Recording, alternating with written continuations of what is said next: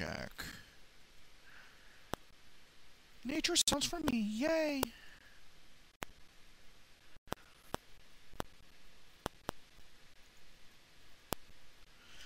La di da di da da da da da.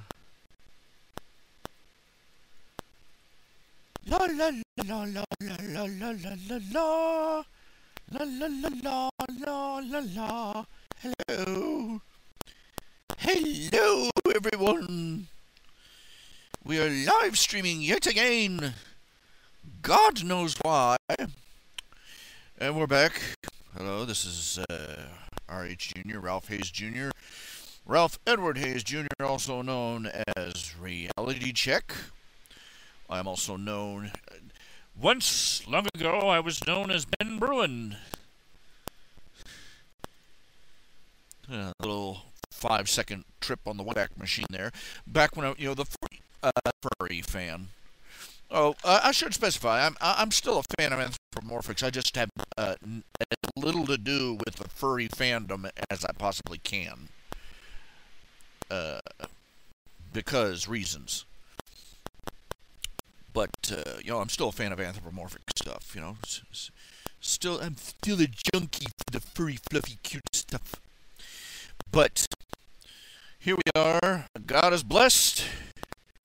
It has been a cool, rainy, thunderstormy day here in Casa del Ralfo. So it's been, fairly cool. And I have been able to, I haven't had to fight to keep the house from turning into a roasting oven. Let's see here. What was I? Oh, yes.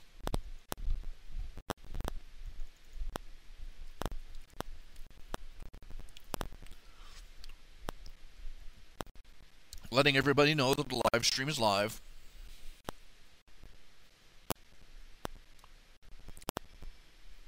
I missed the past couple of days. I didn't do a broadcast the past couple of days because, quite frankly, the temperature was up in the 80s and 90s outside, which means in my living room at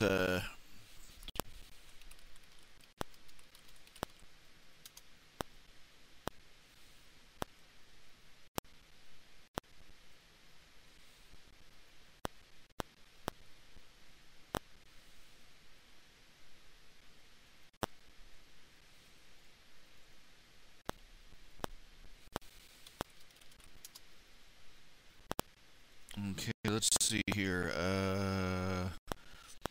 Is there a notification thing here? Yes.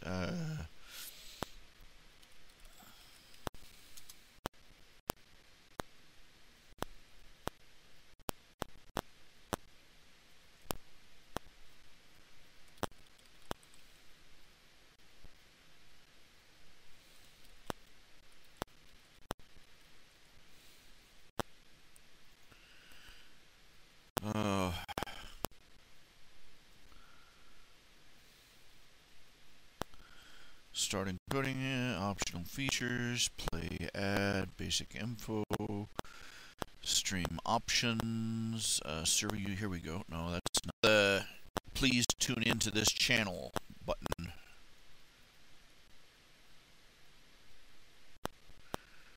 The ultimate goal of social justice warriors is to find a bigot more hateful and close-minded than themselves. Yeah, that about sums it up. Yeah, it's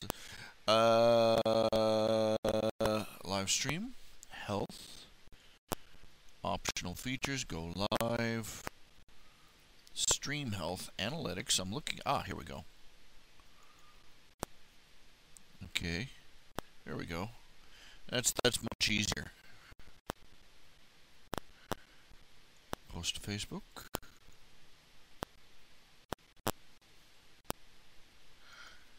Twitter it.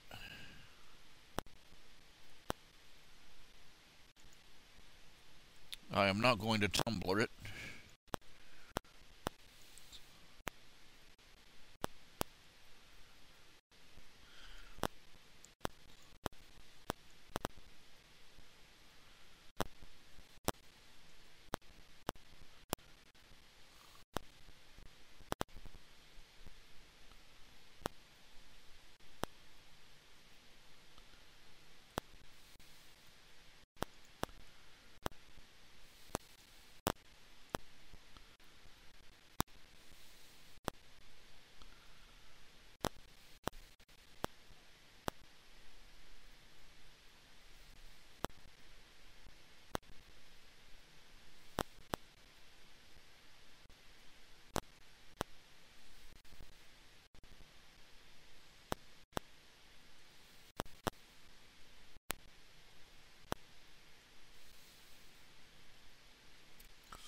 Many questions on my mind.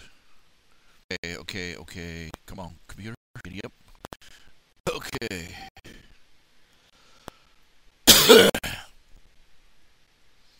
Turn off IRC. I can't afford it.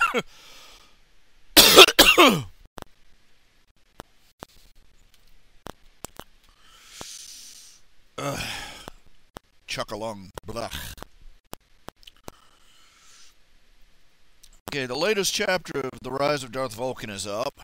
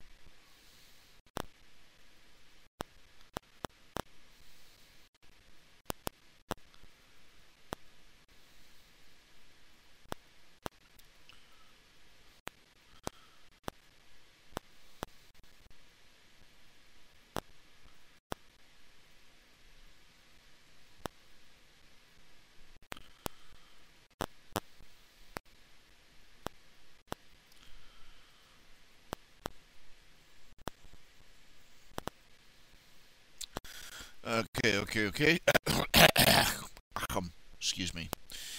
A little bit of phlegm there. Yay. Is there anybody in? Yes, we have 2 people watching. One of them's probably me. Hello. How are you doing? I was saying, the latest chapter of The Rise of Darth Vulcan is... Oh, goodness, for those who are reading. Also, the latest chapter of The Audience. I'm kind of pooped. Haven't been sleeping well. Yeah.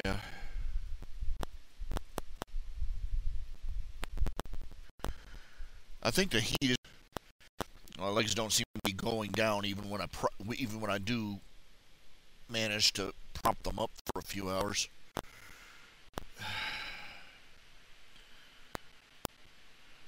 I need to make a proper footstool so I can... Okay.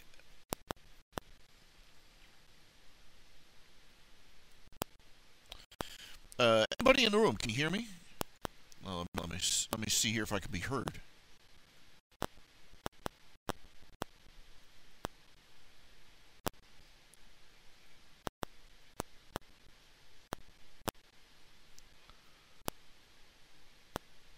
I'm getting static here. I'm getting static. I'm not sure what's causing it. It might be a storm. We've been getting a lot of rainstorm last 24 hours. That's the reason I've been able to go online today, is because past couple of days I haven't been able to, because by noon even with both air conditioners in this building going, my house turns it literally just a roasting oven. I can't.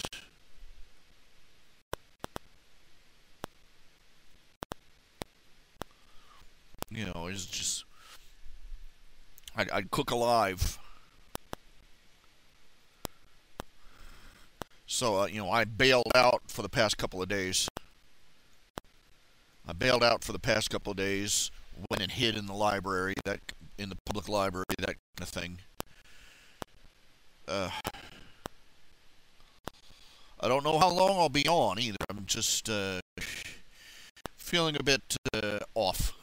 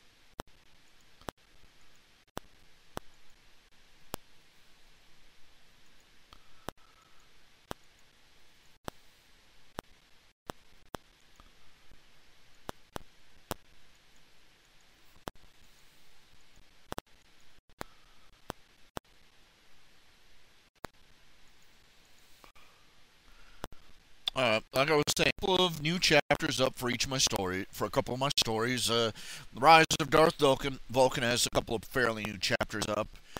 The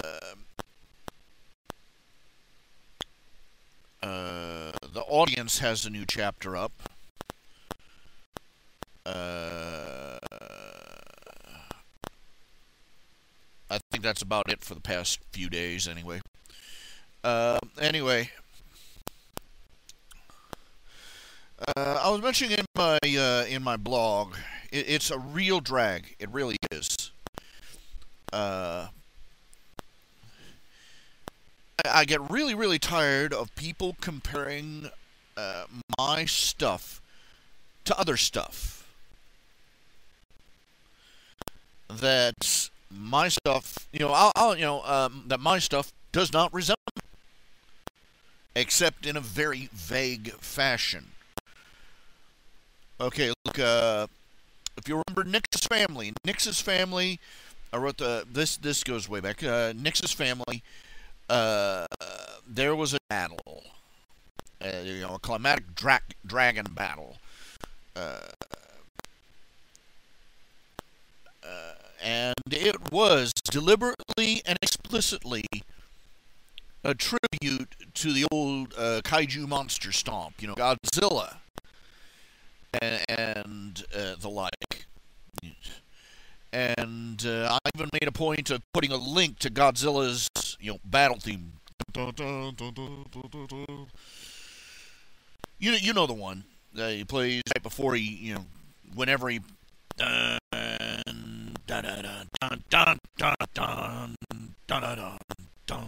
Anyway, but what's the first thing everybody compared it to?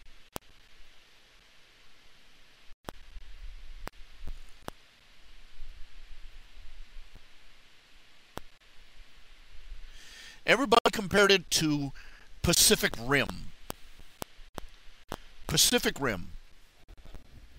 Now, I like Pacific Rim, but it was not what I was trying to do a tribute to. And I went to considerable effort to make it clear there was a little bit of a tribute to to the Japanese monsters, Godzilla monster stomps, and a little bit to the, just anime, in general. But everybody, this is like Pacific Rim.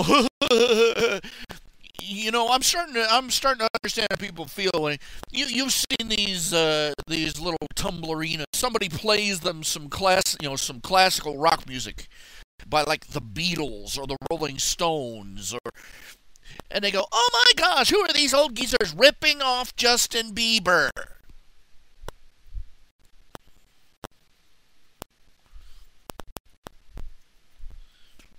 I'm doing a Godzilla tribute, and everybody's standing around and go, "Oh, Pacific Rim, Pacific Rim." I'm like, you test tube babies. Did they grow you in a vat or something? Did you just pop out of an egg last week? I mean, come on.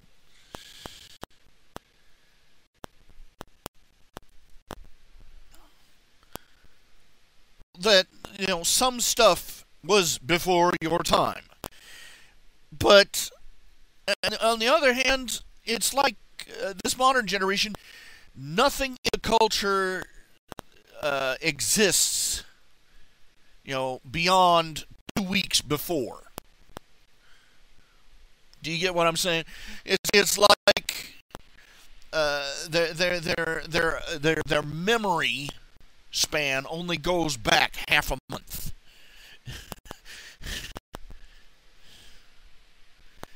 Like, what the heck?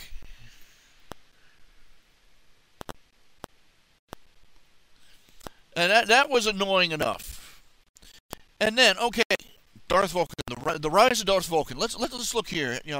The rise of Darth Vulcan. When did I first start the rise of Darth Vulcan? I'm looking here. I'm pulling it up. I'm looking at the date. Just a second. The first chapter came out December 2013. I've been writing this story since December 2013. 2013, it's almost 2 years now.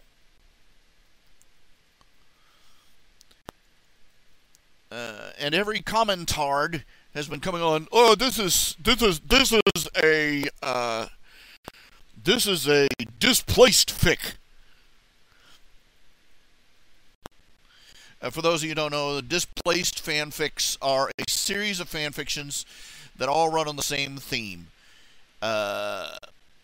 Somebody attending a convention wearing a costume is approached by a weird little salesman who gives them an extra piece to their costume. They take the piece of the costume transports them to Equestria, turns them into whoever, whatever creature or villain or whatever they were impersonating.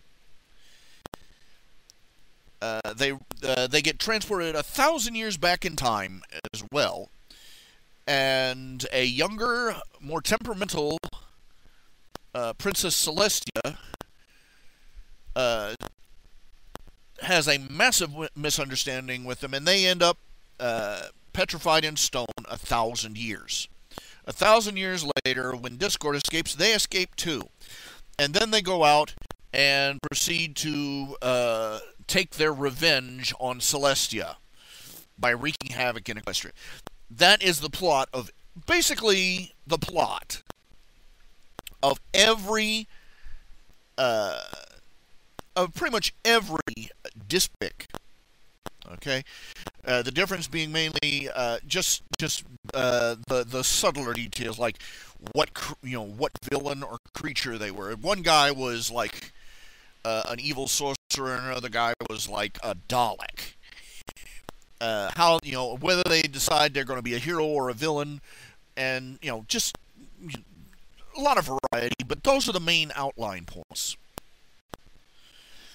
Darth Vulcan, first of all, predates any of the displaced stories by almost a year.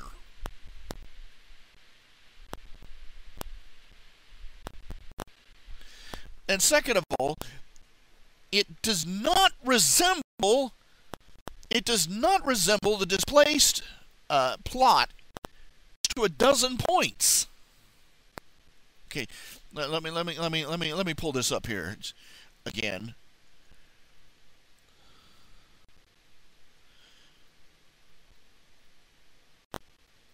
Okay, you're gonna have to excuse me. I will be right back. Nature calls. I'll be right back. Enjoy the sounds of rain. Ta-da.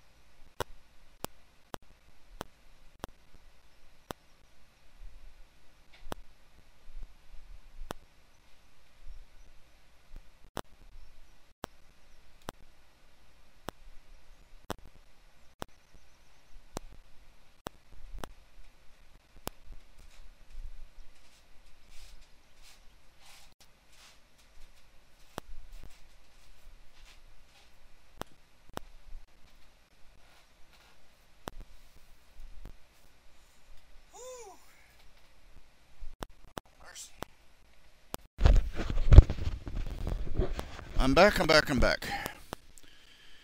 Now, what I was saying. Oh, geez. The modern generation doesn't know Godzilla, period. I mean, the latest Godzilla movie that came out, that was okay. But it had some serious flaws. First off, it's Godzilla's movie. We had to wait. We had to wait until the movie was half an hour in before we even caught a glimpse of Godzilla. Apparently, the movie was a self-congratulatory exercise for the director and the writer, because they were all wrapped up in the monsters they had created.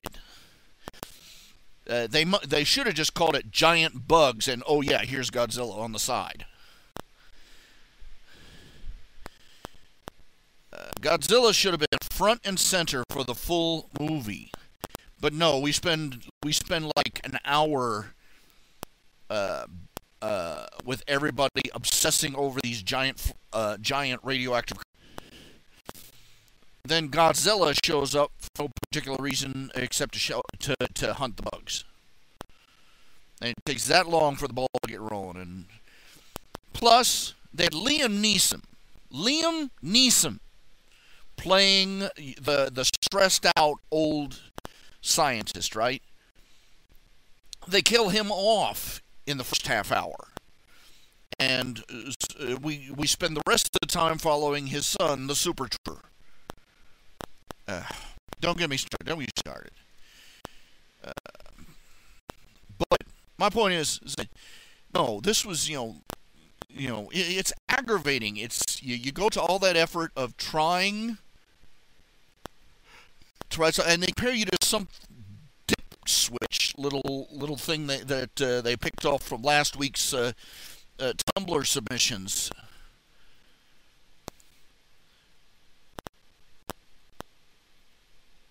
Anyway, we go here, but what's getting me now is the latest chapters of Darth Vulcan. They've been comparing Darth Vulcan. They've been saying, I've said, no, Darth Vulcan is not one of the fanfics from the Displaced franchise. It's not a Displaced fanfic. And I've had people say, yes, it is. I want to take these people aside and say, who am I? Oh, you're reality check, and that means I am the guy who what? The guy who wrote the story. So wouldn't you say I would know? Oh no. Well, if you don't, and they dig up,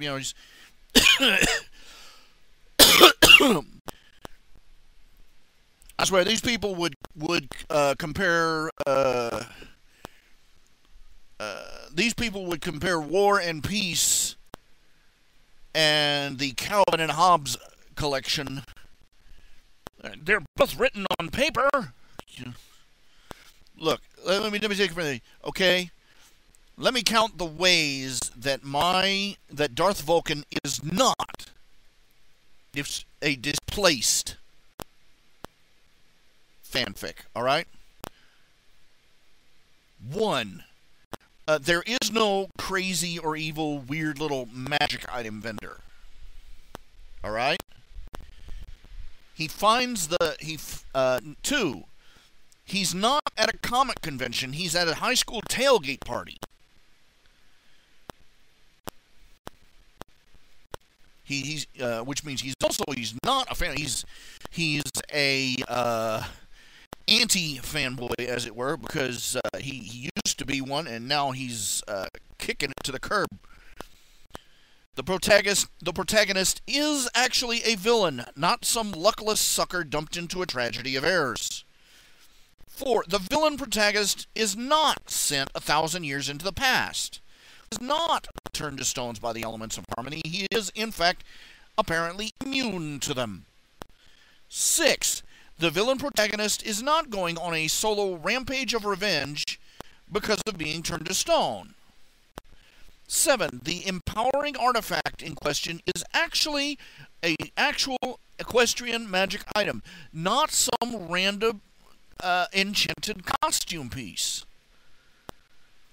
8. The villain protagonist is not Discord's ally, pawn, enemy, or rival. In fact, due to the way the story is written, the villain protagonist has little or nothing to do with Discord at all. 9. The villain protagonist is not magically metamorphosed into the character he is portraying. He is still himself. He did not suddenly turn into a Hydra or a creature with a detachable head or a boss monster from some video game. He is still himself. 10. The villain protagonist is not randomly killing and or destroying for revenge, for the lulz, or just because the author is a hate-fic writing troll. I'm looking at you, Melidius. Actually has a plan. And 12. The rise of Darth Vulcan predates the displaced fad by somewhere between 6 months to a year.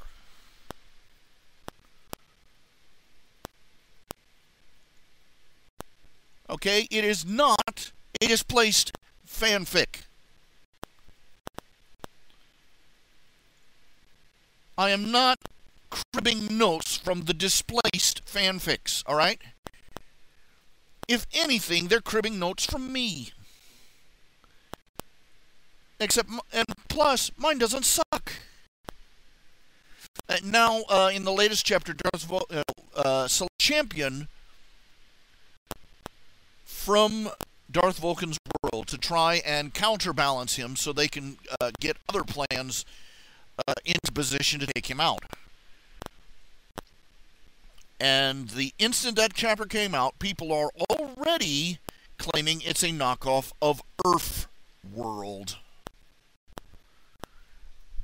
For those who don't know, Earth World is a fanfiction set in a homemade turn-based board strategy game. And the protagonist is the original designer of the game, a big fat nerd boy who basically gets magically transported into an alternate dimension where the game is real. And he gets enslaved as a military leader by the king that summoned him. Well, apparently, all it takes is big, fat, and possible. I'm swiping from Earthworld. Well, like I said before, you know what it feels like. It feels like having, it feels like some dim bulb telling you as a, it's like being a musician and being told you're stealing from Justin Bieber. Ugh.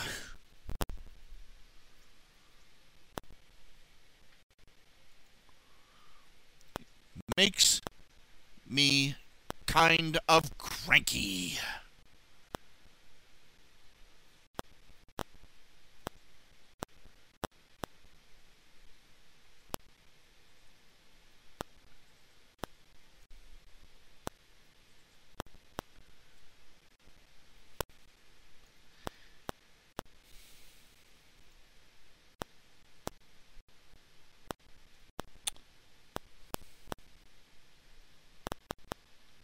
A little bit.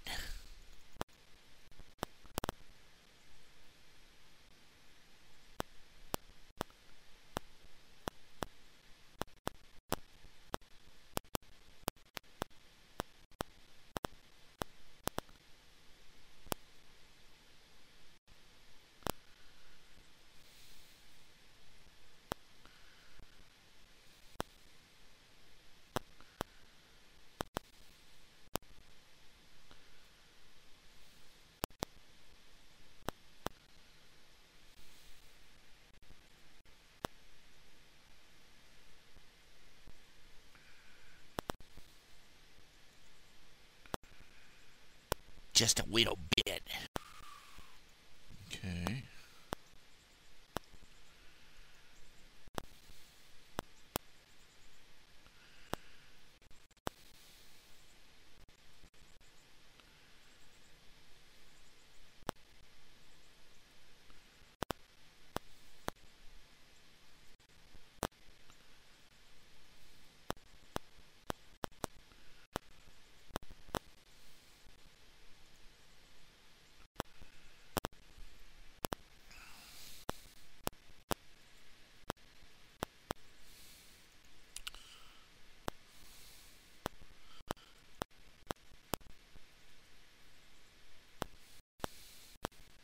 I don't know what the story is with people like. Is he really that? As Mark Twain put it, are these people really that stupid, or are they just putting me on? Not in those words, but words to those effect.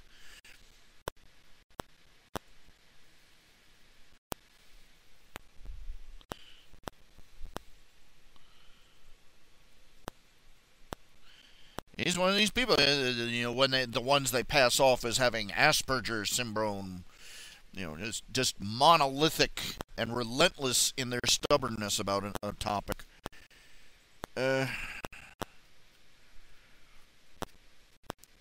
We used to call them stupid. But, yeah. What can you do?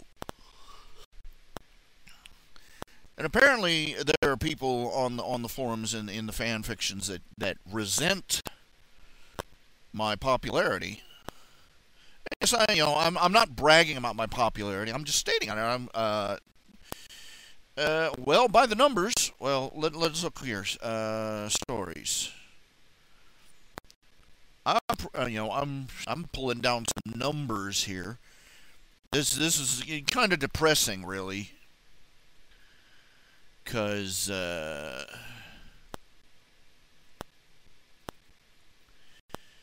if this was, if I was making money at this, it would be like, if I made a penny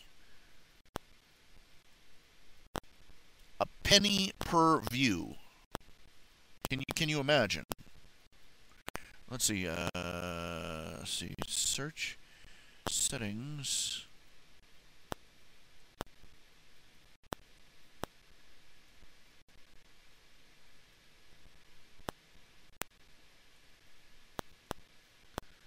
Let's see here.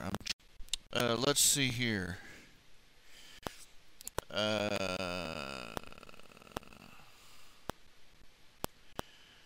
Let's see. Let's see. Tyrek Gets a Righteous Beatdown. 7,986 views. 616 thumbs up. I got this little clan of social justice warriors. They believe it's their job to defend their homosexuality by running around thumbing down anything I write, regardless. Let's see here. The Rise of Darth Vulcan has 2,300 thumbs up and nearly 20,000 views. Most of my stories have around 20 to views alone. Many of them have several thousand thumbs up. Let's see here. Nightmare Night Nix, 1,800 thumbs up. The Audience, 920. Parting Words, 1,086. Nix's Family, 2,781. Basically stated, I've got a lot of views and a lot of thumbs up.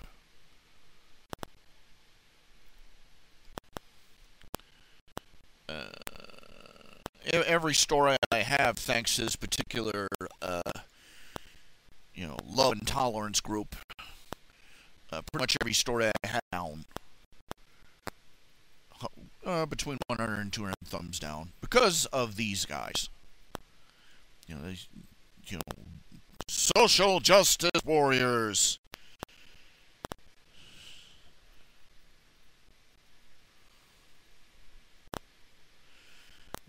brave, heroic types.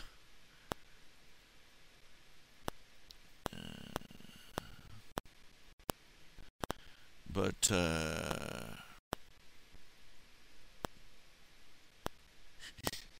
she's like, I'm kind of a big deal. Well, anyway, they were, you know, they've taken to resenting the fact that I'm popular, more or less. I have 1,975 followers on FimFiction. Let's see.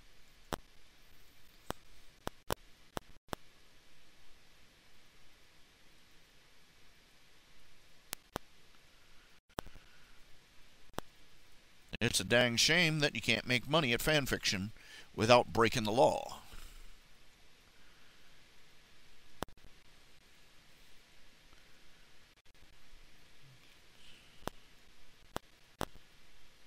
Let's see.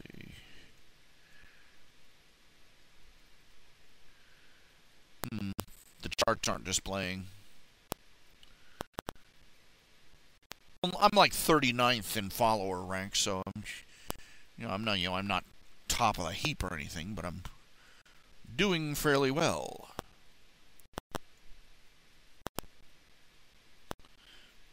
Anyway.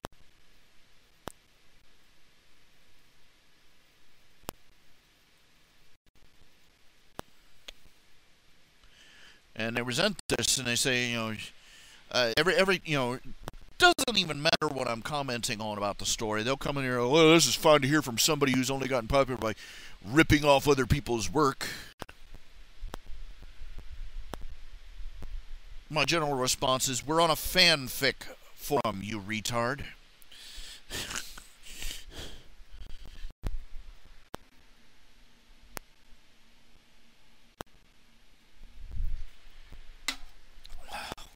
I mean, really, come on.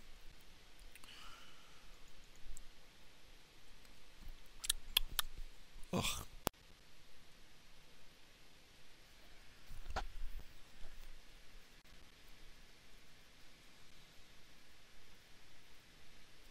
Okay, just a second. I gotta wait for the.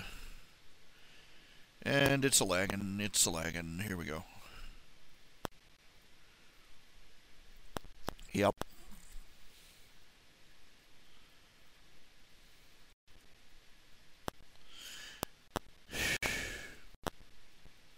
I can't decide who is more annoying, somebody who actually is stupid or somebody who plays stupid. Somebody who actually is stupid, it's worth your effort to try, and somebody who is acting stupid, that rate's right up there with somebody who goes to a hospital to pretend to be sick. Or somebody who fakes an injury just so they can park in a handicap spot. That's my problem with them. So I'd say, there's my verdict. I'd say that people who pretend to be stupid, who play dumber than they actually are, deserve to get the righteous ass beating coming their way.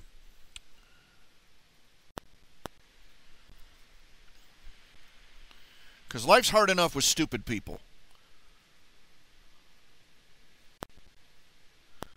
But with self-made retards taking up the special ed slots,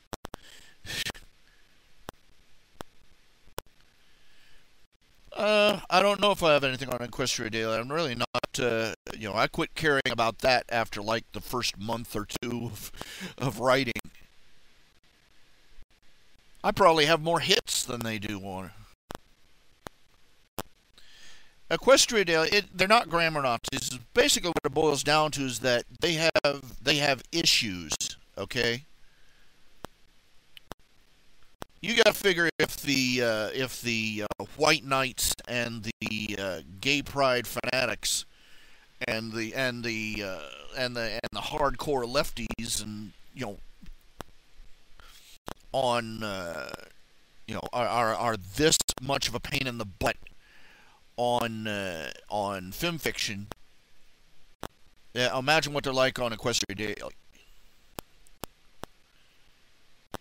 All it takes is one white knight on the board of editors, but they're not going to admit that. They'll dig for grammar rules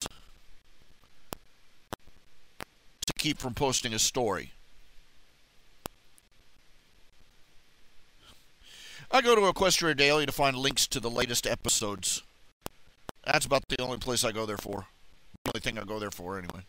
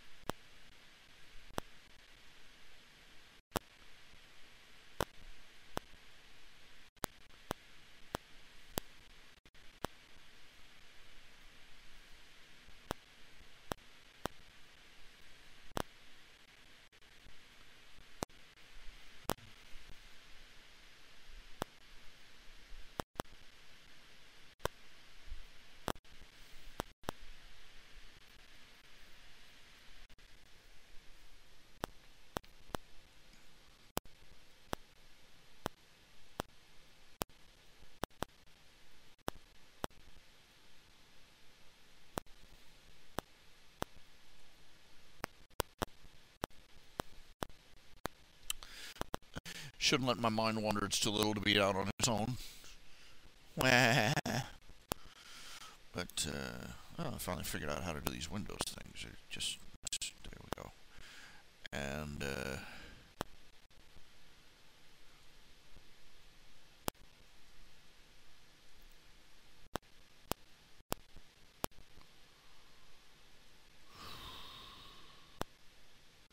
I'm trying to think, but nothing's happening. Let's see here.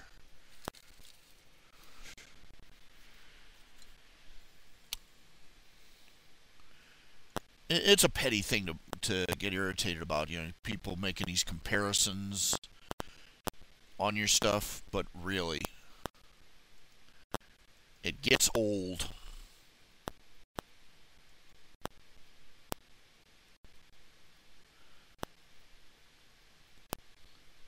What's sad is that the people who are playing stupid think they're being clever. That's what infuriates me a lot. I'm playing stupid and he's falling for it. What do you mean playing, fella? You're not playing. You're not acting as hard as you think you are.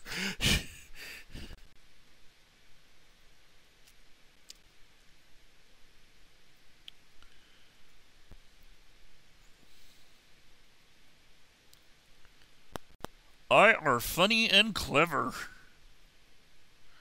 Yay! I'm trying to shut some windows here, and it's bogging down again. Here we go.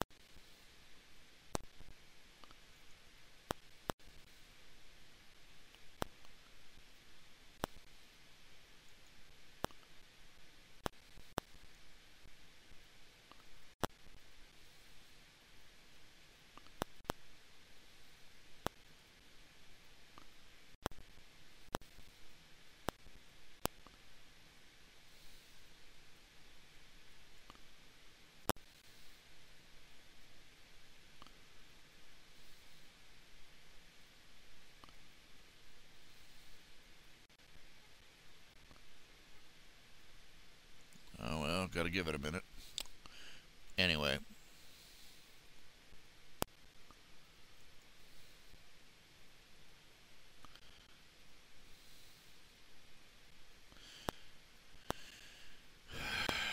God only knows what. You know, I mean, you see stuff like this. First thing that comes to mind is Depression Quest.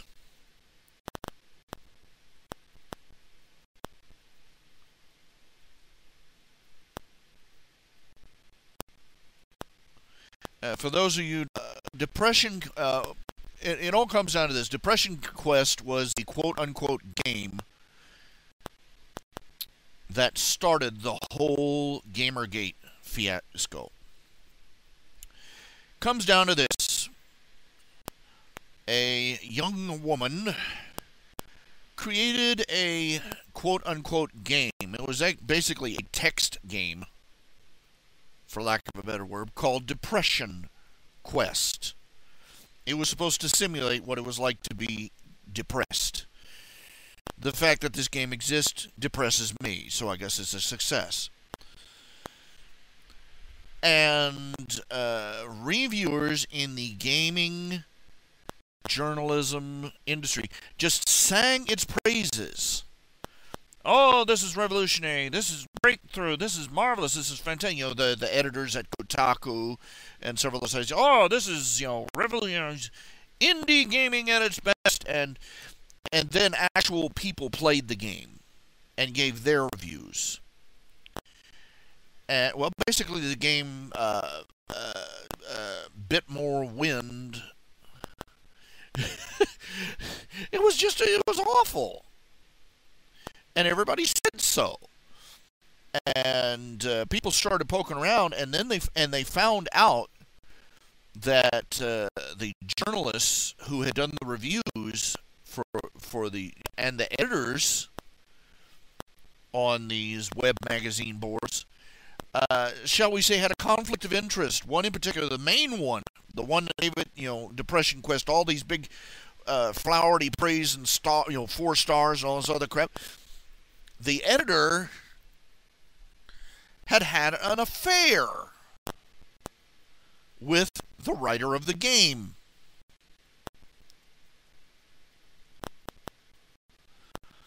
And thousands of gamers went, oh, this is crap, you know. This is crap. There are thousands of games out there. They're actual games rather than text flash game wannabes, and they got the shaft. While this is a conflict of interest. It's a complete lack of journalistic integrity.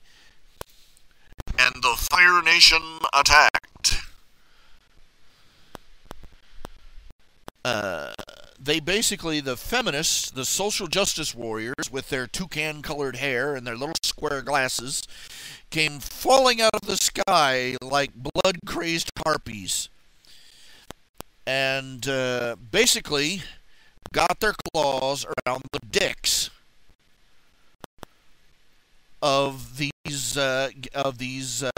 journalists, of these game journal editors. And all of a sudden, all at once, all at the same time, a bunch of articles came out talking about how the gamer community was past tense. It's a has-been. A bunch of losers, you know, basement-dwelling neckbeards who have never touched a breast, that kind of thing. And that they were all hated women, and they didn't want, and that they despised girl gamers and blah blah. You know, misogyny. And the fight was on. And the gamers got together and revealed that again. A bunch of incestuous relationships going on. People glad-handing each other under the table to get these articles. It was a deliberate libel attack. And well, basically, the original article and the issue of Gamer that was based on the nation of the Archduke of Ferdinand. I mean, Gamergate is about journalistic integrity now, about in the same way that World War I was about the Archduke Ferdinand being assassinated. Pardon. Oh. Because it became clear that the feminists were using this as an excuse for a full frontal attack against the gamer community, particularly against men. It came down to this, and it's obvious why they were doing this. Look, feminists have taken over the comics industry. They've taken over, they've taken over the movie industry, the entertainment industry. The comic book industry. I mean, seriously, the militant feminist outlook has every branch of our culture and of our laws too. I mean, you look at the laws in divorce court and tell me that those are fair. It's male bashing all the way. We've got young men being expelled from universities on the word of the local campus bicycle that they are rapists. We've got men who lose their jobs, their livelihood, and everything because a vengeful ex-girlfriend accused him of beating her or of raping her or any number of things.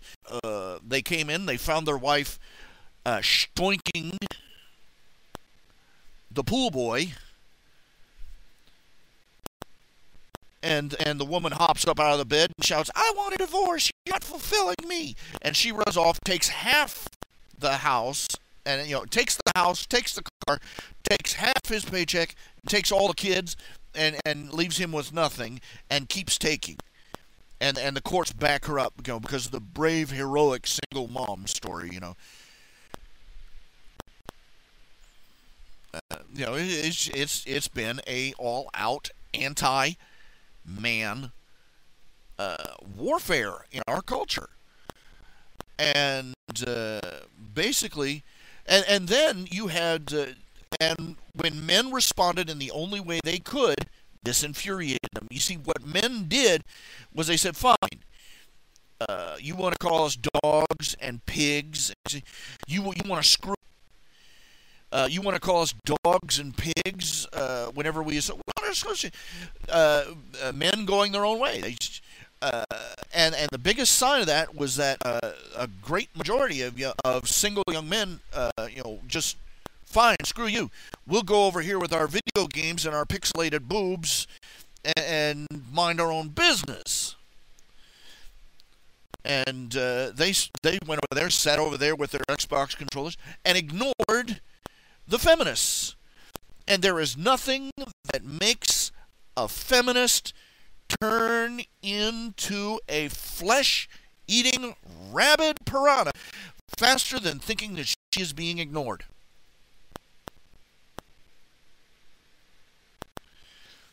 The feminists went berserk.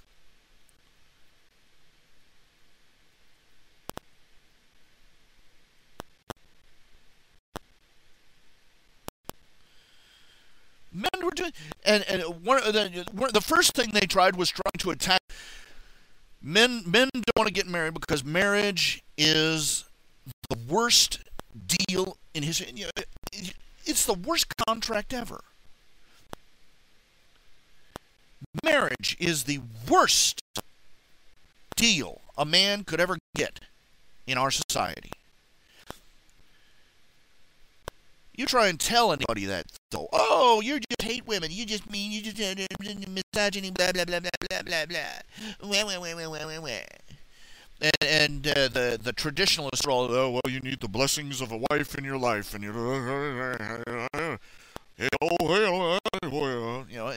and you can't tell them nothing. But look, if to you old folks out there, if your son was approached by somebody with a contract,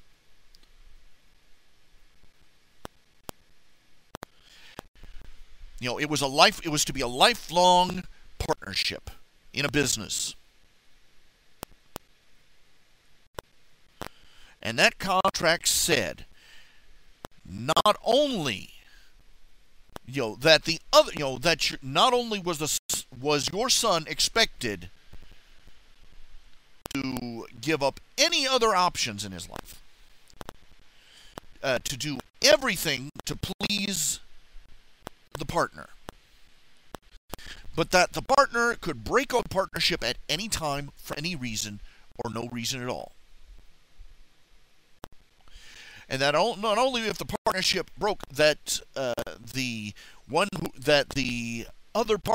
partner would get everything your son owned,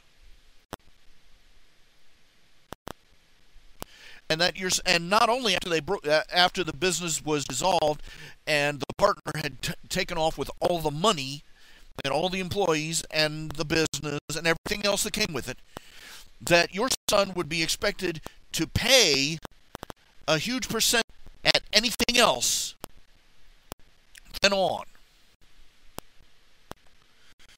You would beat your son cross-eyed for being such a crazy fool as to sign a contract like that. But your son shows up, oh, Mom, Dad, I'm getting married. and you can't quite make the connection, can you? No.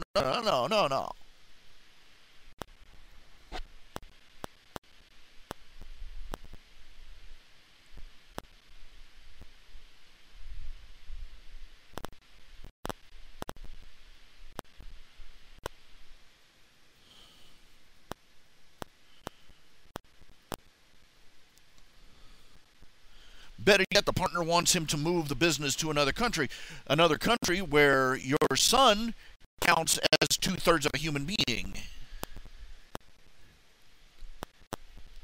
and where any accusation leveled against him by the partner has the weight of the law behind it. Any crime against your son, it's to be regarded as a falsehood. No, you wouldn't go for that. No. Oh, my girlfriend wants to marry. Yeah.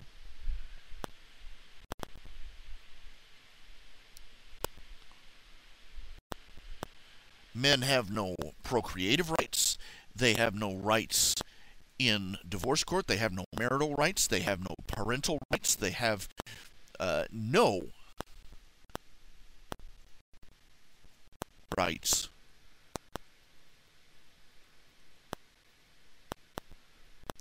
Not when compared to a Western woman. And the majority of men, in marriage, a man has no rights.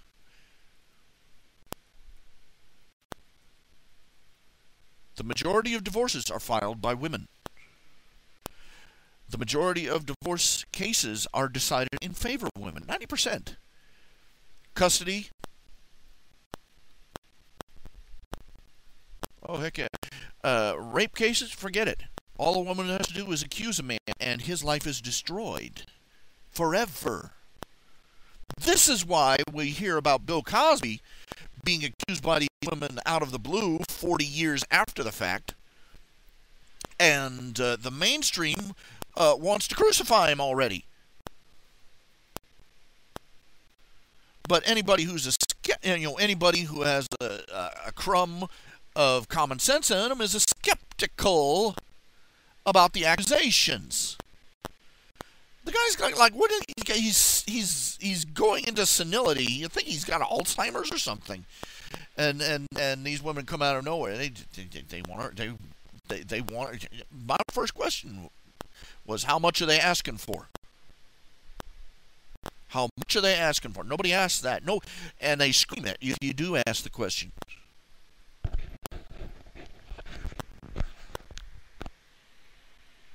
Men aren't even second-class citizens in this country. And, they barely rate as human if they're married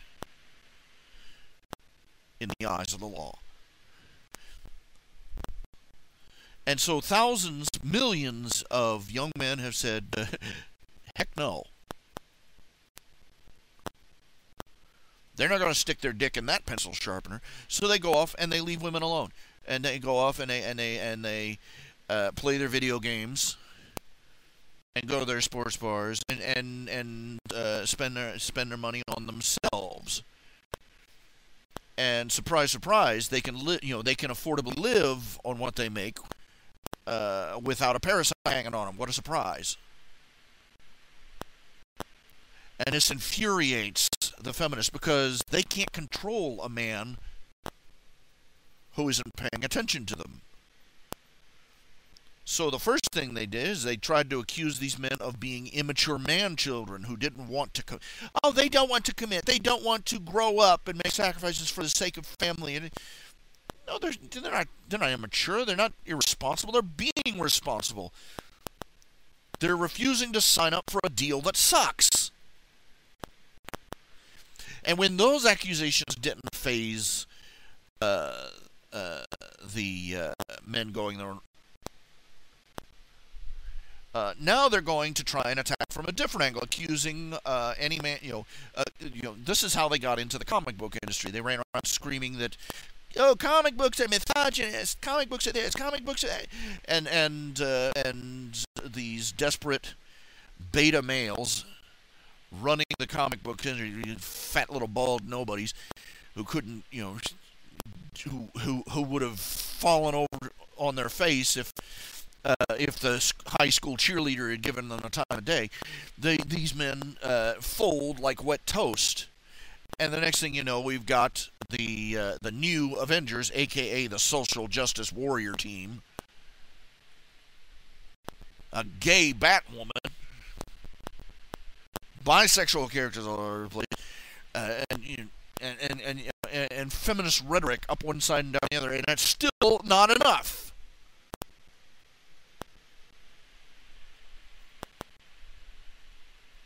That's what feminists are afraid of, because the instant they admit that they have gotten everything that they, if they ever admit that they have gotten everything that they wanted, their power and influence over society dies instantly. No more rallies, no more protests, no more campaigns to harass politicians and entire classes of the opposite gender.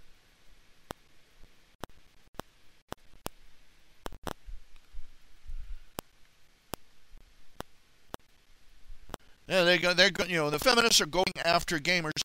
They're the last group of men on the planet who would ever bother them.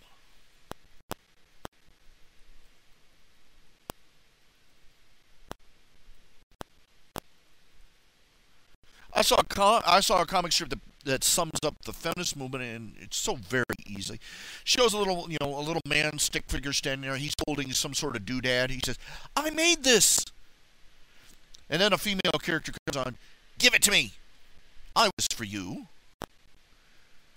And she starts screaming, "Ah, misogyny!" So he says, "Fine." And he gives it to her and goes away. And she stands there, "I earned this."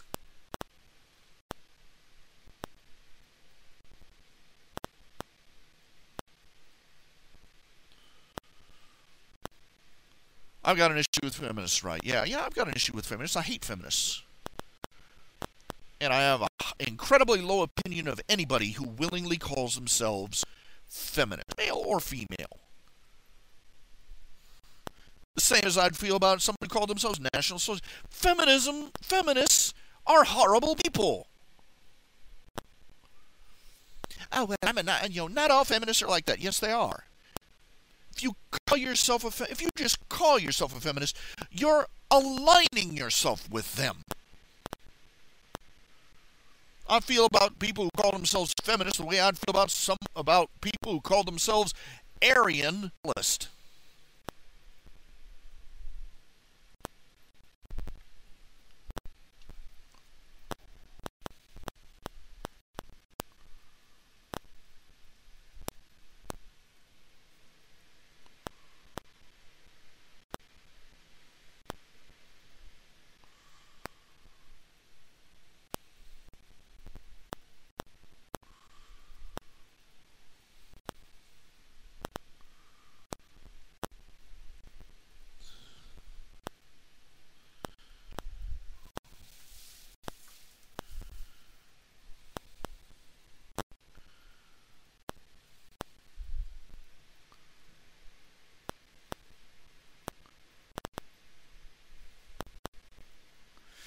Married with Children is not a good direction.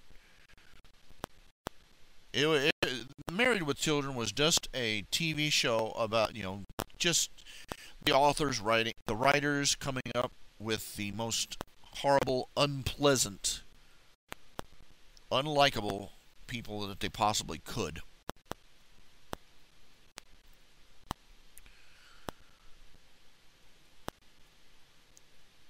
It was a show that ran on Schadenfreude. The rather low pleasure of watching somebody else suffer.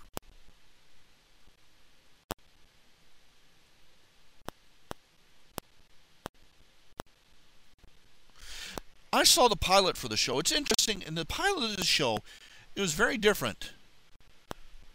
It was surprisingly different. The teenage daughter of Floozy. In fact, she was pretty harsh with a guy that tried to get fresh with her. The father and the mother actually loved one another. They were crass and and rough around the edges, but they were still husband and wife and loved each other. They flanderized that, within 2 or 3 episodes, they flanderized that until that everybody in that family hated one another. And the daughter was a slut, and the son was a perv, and the husband was just wanted his wife to die, and his wife was a lazy, and people lapped it up.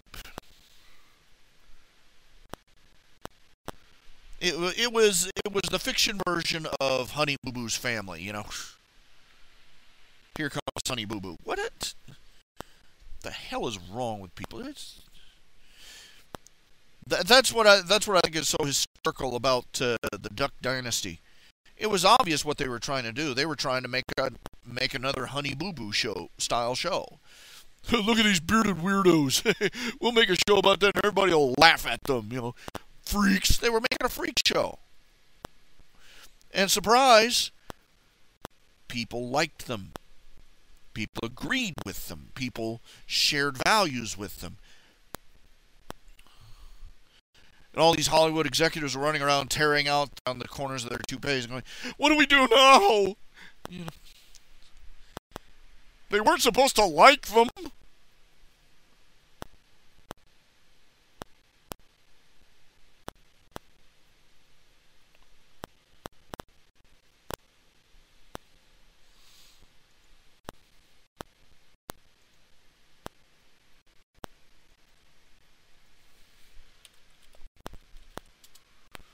The whole point was to make fun of the backwood redneck, unwashed, hairy-faced Jesus freaks.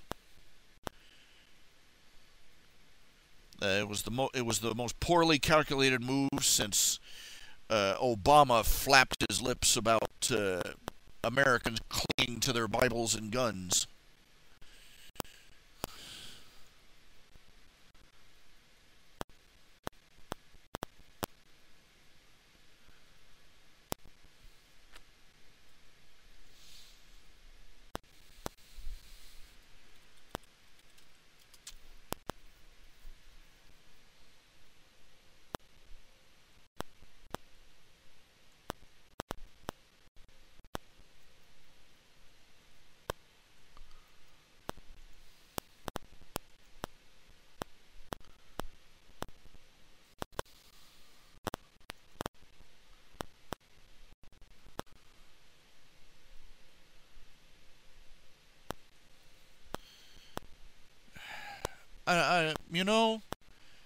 People,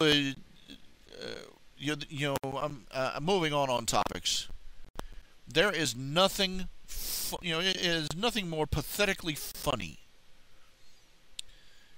than these philosophers, these college philosophers, sitting around. They're trying to distinguish all their little flavors of subjectivism and postmodernism and nihilism and atheism and agnosticism. It's all the same stuff. All of it, whether you call it nihilism or postmodernism, and there are people who are trying to pretend that there's some sort of the different branches of humanist philosophy. It all says the same thing. There is no God. We may all do as we please. No rules, no laws, no right, no wrong, no ultimate moral code, no author, no ultimate author of the code. Just whatever.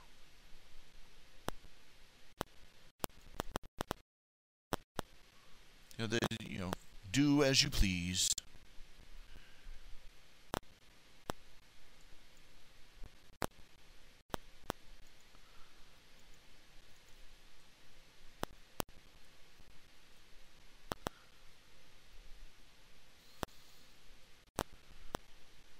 Shoot, they knew all about this back in the. This crap is as old as old as the hills, as old as history. Heck, there's one of the endings of one of the popular Punch and Judy skits from the Renaissance, where the Dark Punch manages to get the drop on the devil and kills him. And he runs around spinning the devil on his own pitchfork, yelling, "Hooray, the devil is dead, now we may all do as we please." That's all these so-called philosophical, all these philosophical loads of tripe come down to. There is no God. We are alone. We are a fluke in the universe. Trying to sound deep in me was say, God is dead, and I may do as I please. That's all it's ever been. That's all it'll ever be.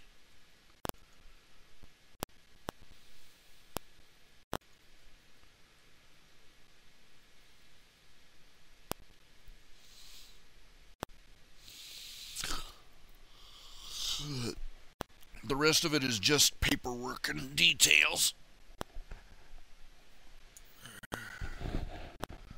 And they fool no one but themselves.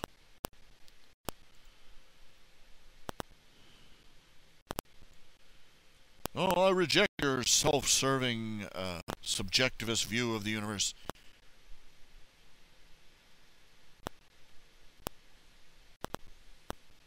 I have a much more superior self-serving subjectivist view of the universe.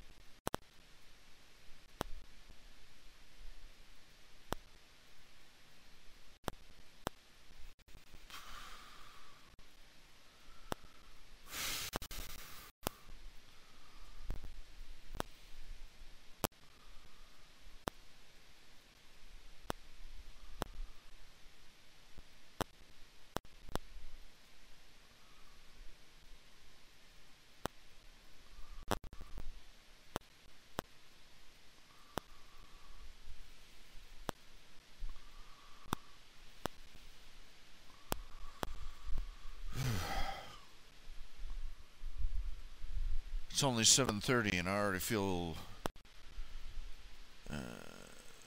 tuckered. I always feel this way anymore. It's just...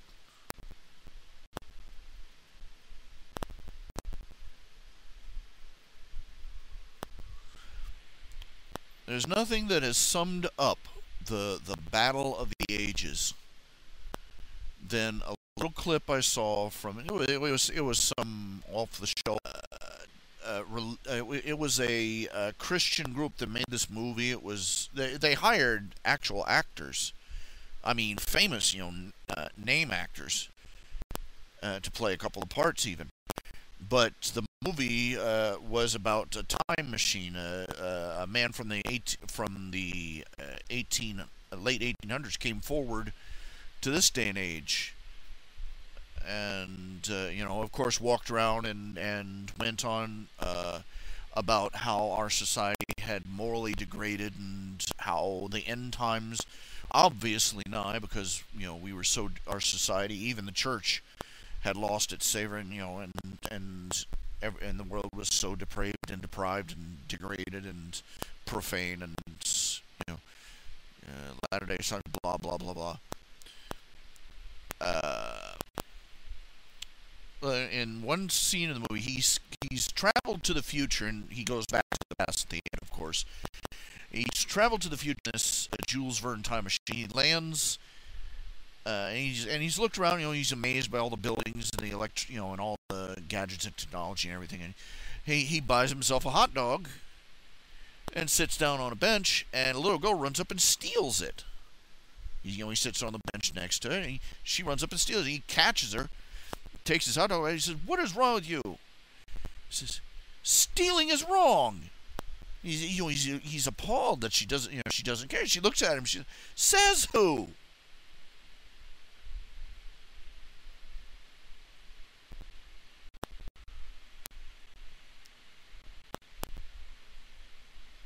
There are those who have believed God's word, and who have believed and placed their faith in what Christ has done. And there are many others who have taken the trappings thereof. But the divide is between those who say, this is right, this is wrong, and this is so. And the rest of the world, which rejects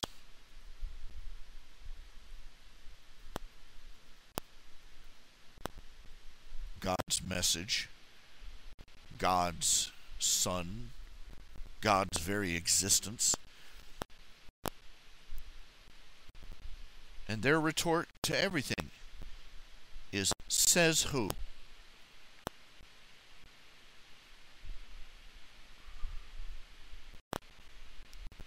You cannot reason them into moral behavior when they have abandoned reason.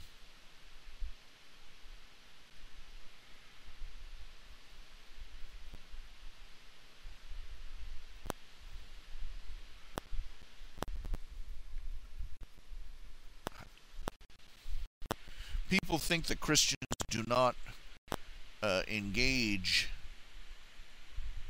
because we do not, because Christians, they think that Christians do not engage because Christians do not have arguments to support themselves. We do. We document them continually. This is in Genesis, that thousands of pastors and preachers and missionaries and Christian social workers and just Christian lay people, and say, look, this is our testimony, this is what happened, this is what our research has shown, this is what our history has shown, this is what the difference in our own lives has shown.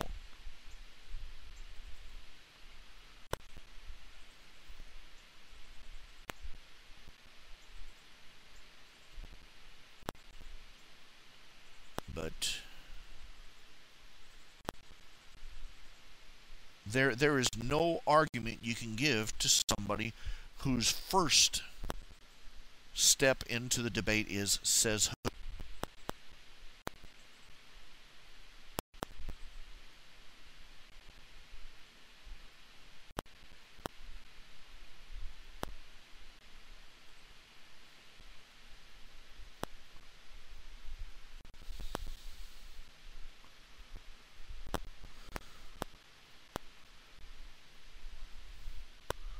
You look at the issue of homosexuality. We could go on for thousands of hours on the physical and social and medical harm that the lifestyle does, the psychological harm, the emotional and moral does. We can list statistics and reports from everything from people on the street to people in doctors' offices that even psychiatric offices, the psychiatrists have come out and admitted sexual orientation is not ingrained at birth. That people who engage in one lifestyle, their appetites can and do change over time.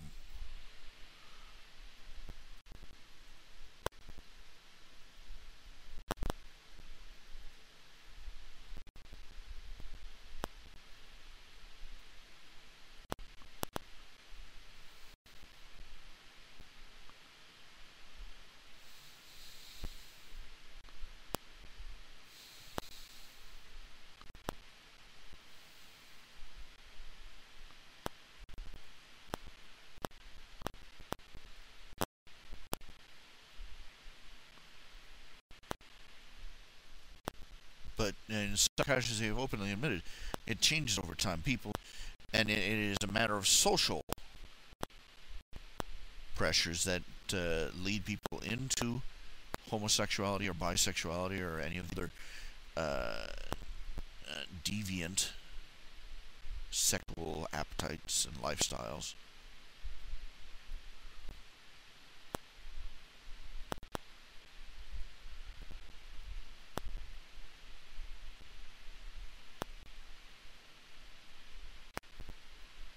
They don't want to hear that.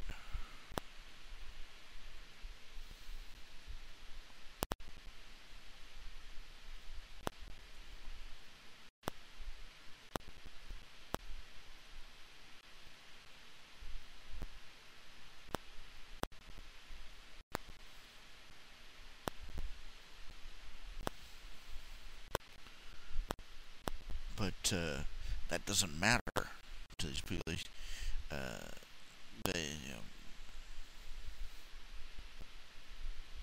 You bring out any proof you want,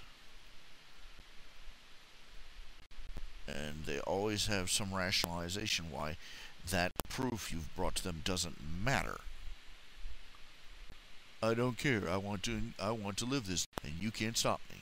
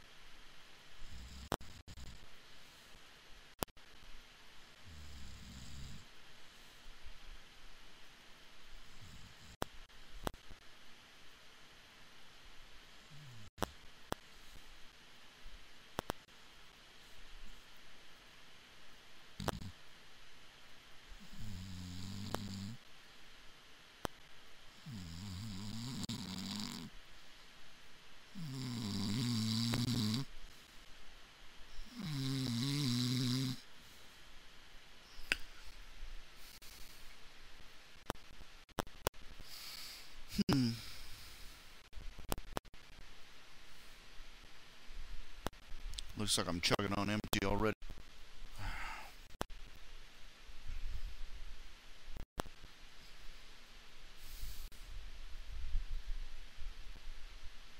Sorry about that, folks. Didn't mean to fall asleep on you.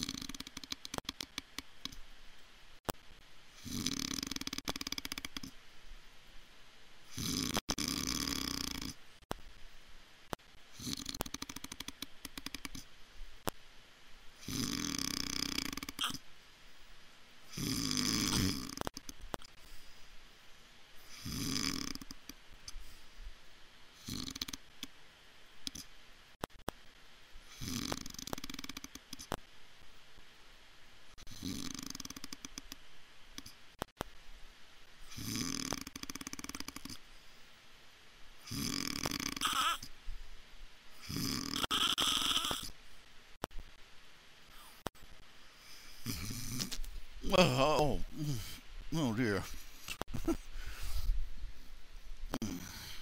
I wasn't kidding when I was said I wrote something on empty. Oh goodness. Yes. Debating on setting the show to a different time. Well, it's just I don't know, just not enough energy is left in the afternoon, and the temperature in trouble keeping the place cool or comfortably warm. Because by the end of the middle of the day, if we get a heat wave by the middle of the day, the living room, I could cook a chicken on my windowsill. So I have to, this past week I had to shut down for a couple of days because I couldn't do it because the temperature outside got up to about 90, which meant that my trailer, which has black tar on the roof, and metal roof, it's sitting you just flat out dead right in this direct sunlight. So my trailer heats up like a oven when the outside temperature hits over 80 degrees. I might as well be trying to, my air conditioners, I might as well be trying to cool or control the climate in my apartment, in my trailer with a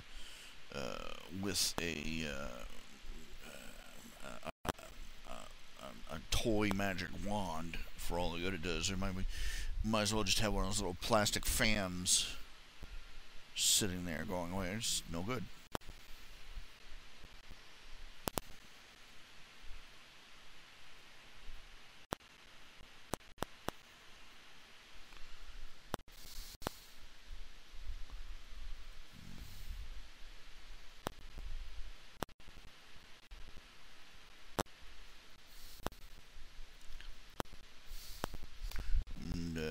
plus later in the afternoon I'm all tuckered out and I can't get anything done because I'm just dozing off all the time. And I do try and get plenty of sleep, but it's just not juicing me anymore, not keeping me up and running and moving.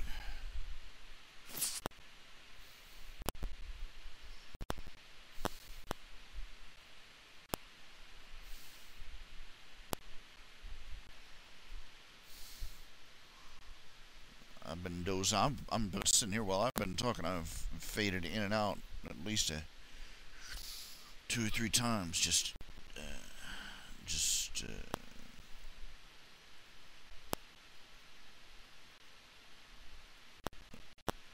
catching up with me, I suppose.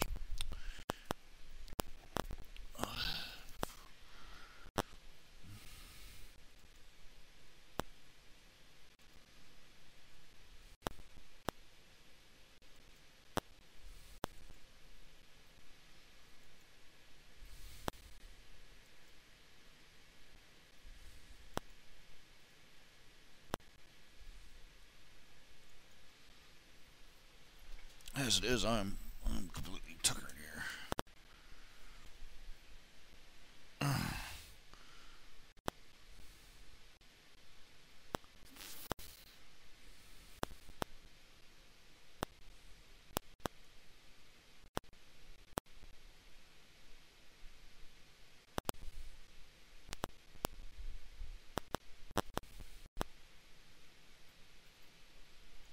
Oh, Riley King, did I get your mail? Let me see. Probably just arrived. Let me check here.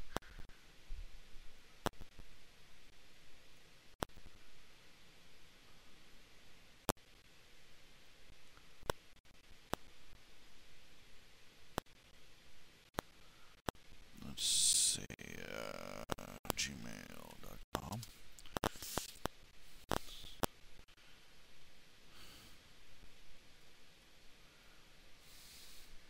Just give it a minute. It takes a while for everything to boot up.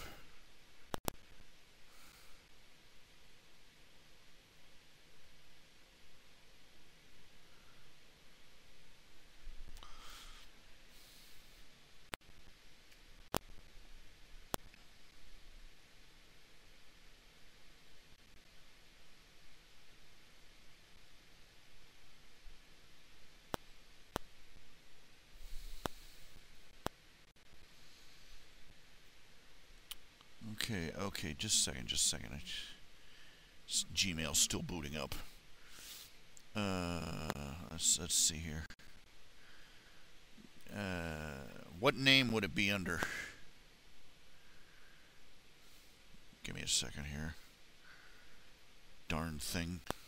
Stupid email.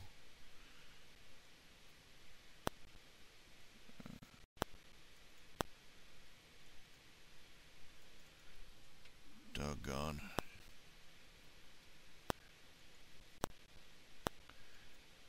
Okay, let's see. This has been a constant problem. Is that people ask me, "Did you get my email?" And they're hoopy twirtle fertile in that particular chat room, and they'll have a different name on their email, and they'll have a different name. They'll have they'll have their real name, and they'll have their internet name, and they'll have their Gmail name and their email name, and they go by 3 or 4 different names online, and they expect me to keep track of them. I don't even think they can keep track of them.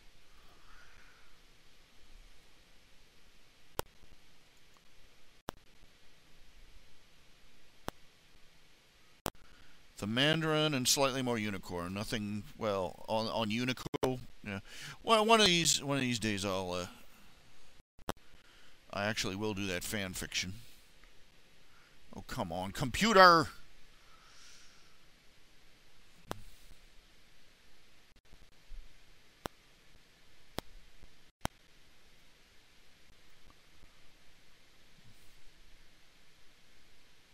Okay, I gotta shut down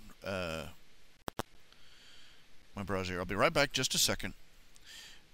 Well, actually, you can still hear me. I just have to shut down Firefox and reboot. But I should still keep broadcast. No problem. Come on, computer. Doggone.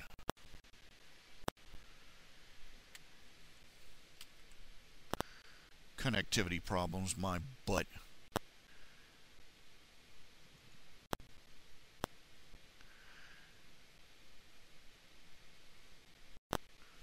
Got several donations come in, and that was nice. It's nice. It's always nice to receive donations. I want to do something. I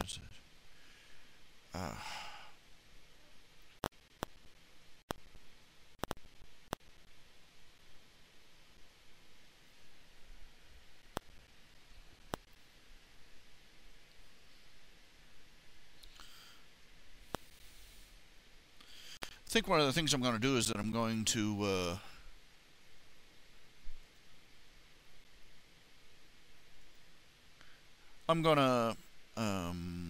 post some of the gallery work I've done so far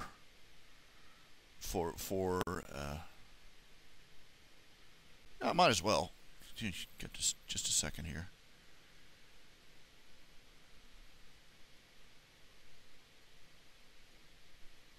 It's taking a second for the computer to shut down Firefox.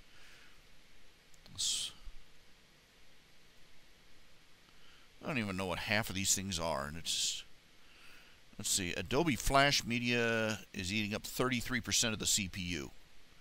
Minicam is eating up 15%. Let's see. Memory 81 megabytes. Megabytes. It just. Yeah. I don't know if my computer's maxed out on chips yet. I have to open it up and look. Is there any way to check your computer without opening it up to see, do I have any memory slots available? Is there any feature like that? Because I'd like to know. And if there isn't, somebody needs to make one.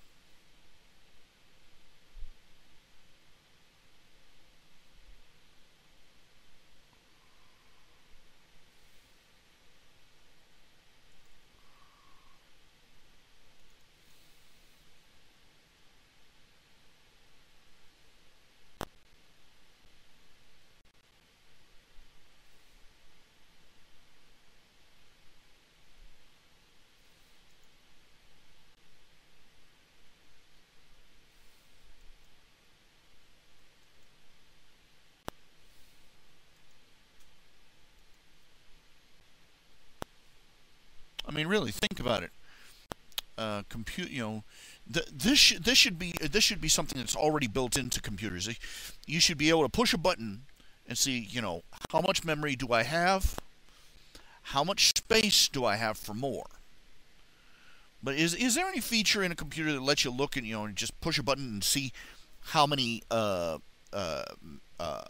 RAM slots you have available or whatever? Because I hate digging into my computer, opening it up, looking inside, and not being quite sure what I'm looking at.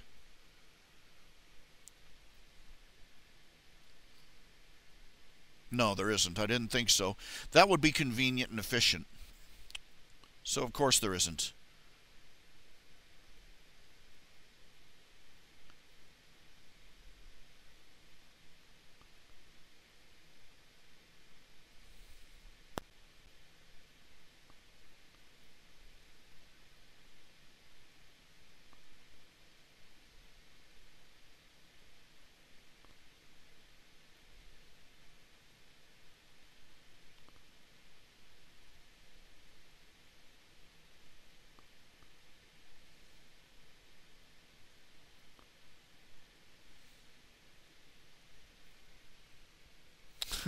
I was remembering that there's this one scene in one of the Unico movies where an imp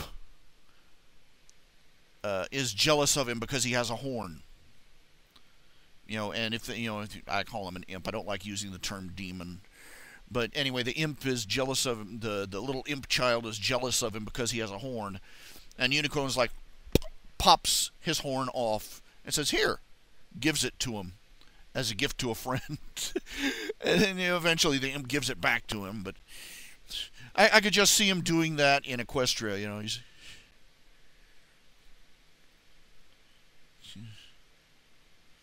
like, I see him getting in the middle of a squabble between the Cutie Mark Crusaders and Diamond Tiara and Silver Spoon, and then, "No, you unicorns, you think you're so special just because you have a horn." And he's like, "Oh well, here," you know, pops it, and all the little fillies just boom pass out dead, flat, faint. You know, and all of them freaking out. "It fell off! Oh, get the glue! Get the glue!" You know, and he's trying to explain. "I can put it back on." And they bring him back, and they drag him into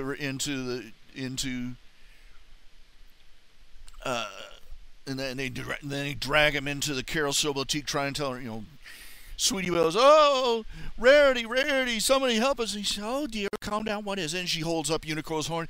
"His horn fell off," and there goes Rarity, whoosh, boom, straight over on her side. I've had that image of that scene in my head for years, I think.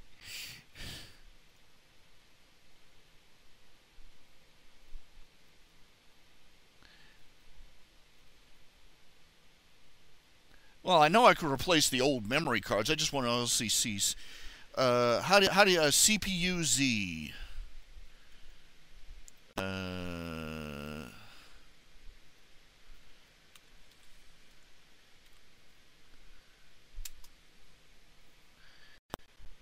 Okay, let's see. CPU Z. Where is it?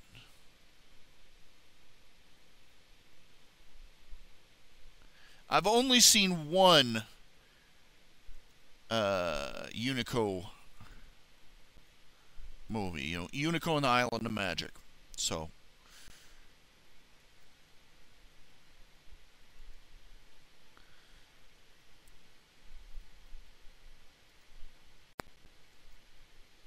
I don't know. I can't find it. Oh, they got these stupid features in there. They got Windows 10. It's got this thing they call OneDrive. You know, a little cloud symbol. "Put all your files in the cloud." And I'm like, my ass. You know, no way. No. I can't think of anything as people are that gullible, that trusting, that dim.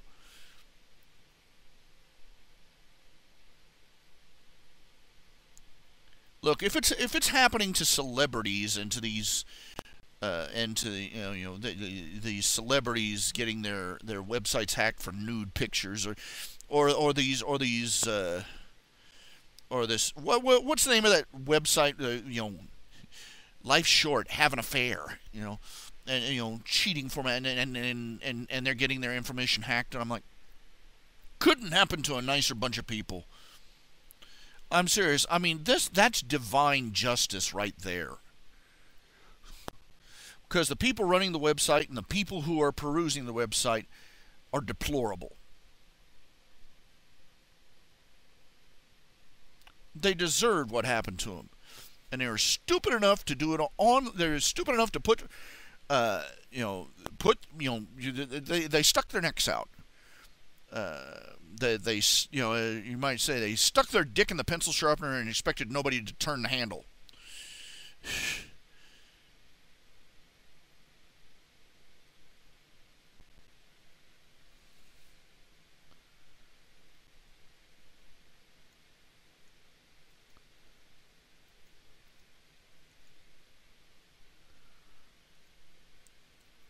Can you be stupider than that? I don't know. But if it's happening there, you know, you figure it's going to happen to decent people too. It's going to happen to decent people too.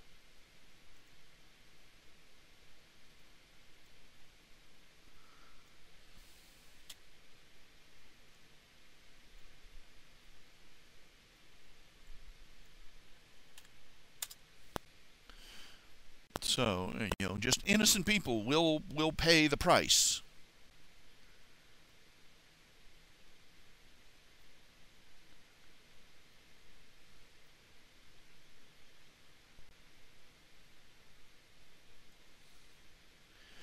Working online, doing anything online requires an epic amount of trust.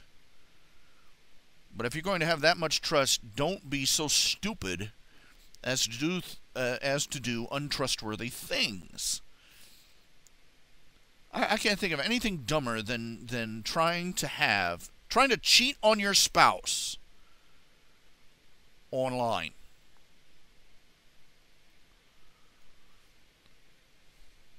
That's like standing up on that's like standing on top of a hill in a thunderstorm in soaking wet clothes, holding a copper lightning rod over your head and said, "Take your best shot, God." That's stupid.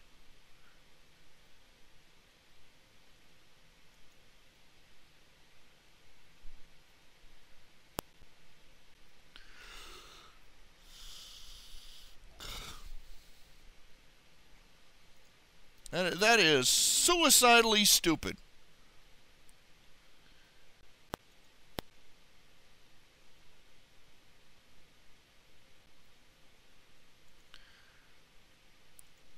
It's too dumb.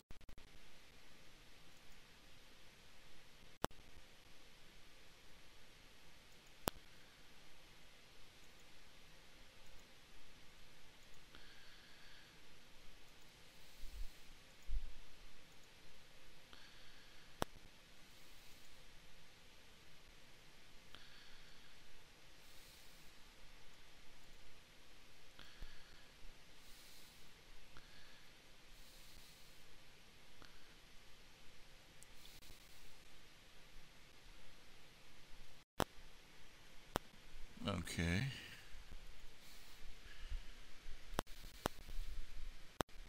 There we go.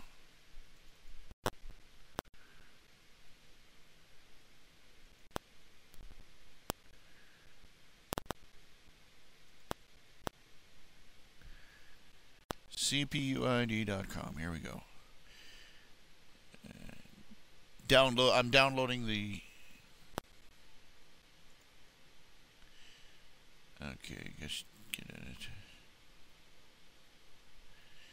Okay, CPU, AMD Phenom specifications, core speed, caches, memory. Here we go. 4,080 megabytes.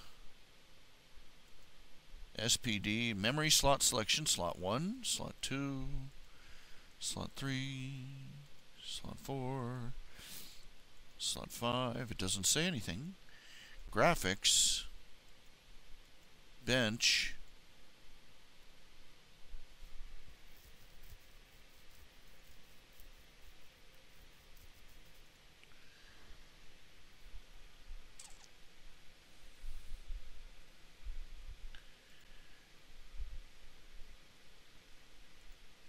it doesn't seem to be doing. I don't know. Here, let me open. Well, I don't want to open it up. I don't want to reveal any. Okay, cache. I have no idea what that is.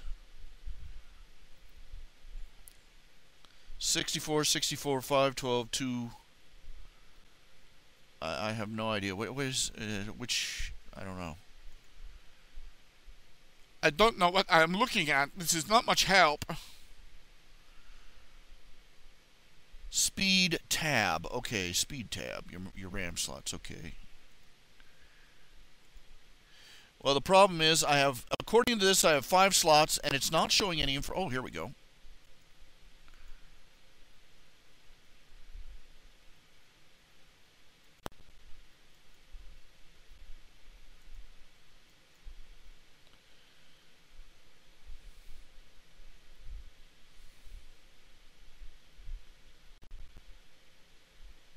Uh, 2,048 megabytes, Hyundai Electronics.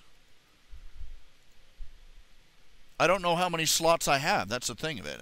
Let's see here. I've got 4. Slot 3, slot 4, slot 5. I think, wouldn't that be a kick in the teeth if I only had 2 slots?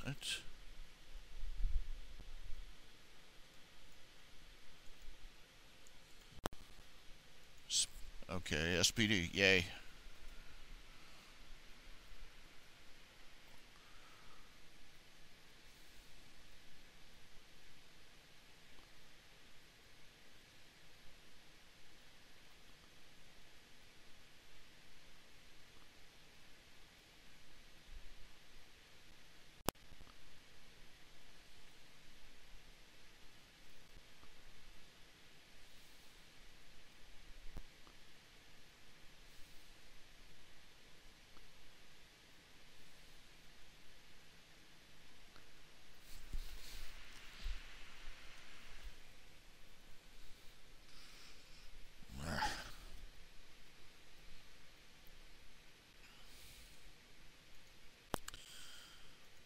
Okay, well that's handy, though I'm really not sure what I'm looking at when I look at this, and I really don't know how do I tell? You know, it's got lists of slots 1, 2, 3, 4, and 5, but there's only, let's see.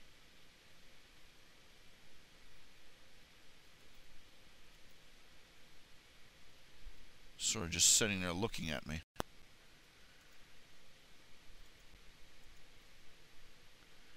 Sometimes it shows, sometimes it doesn't. I don't know.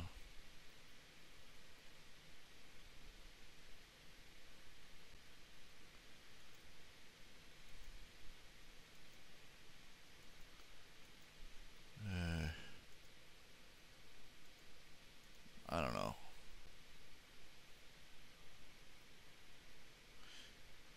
It sort of seems to be blinking in and out.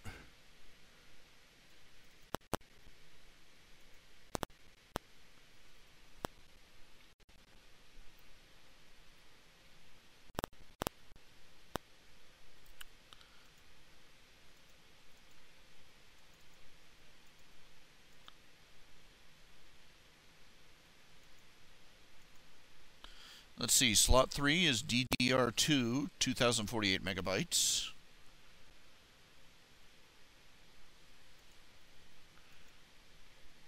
Slot 4 is, again, 2048 megabytes.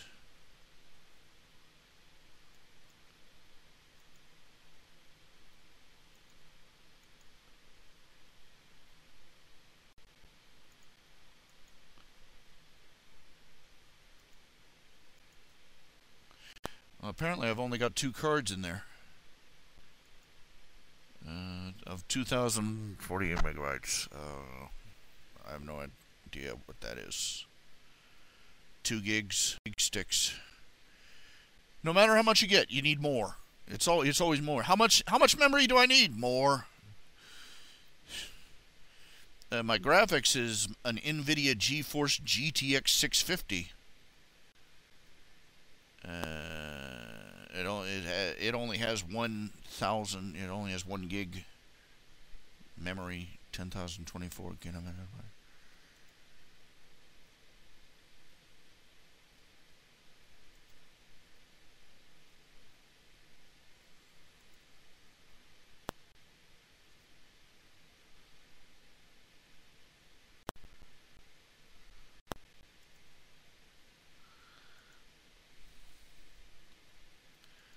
Hooray.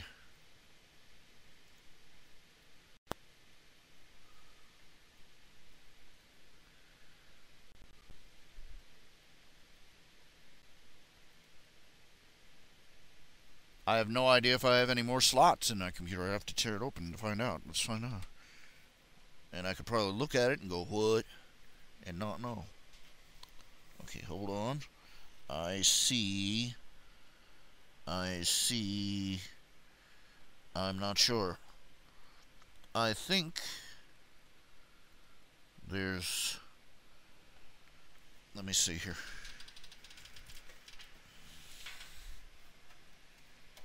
Look here. Just turn this up and I just tilt this up so I can see. It looks like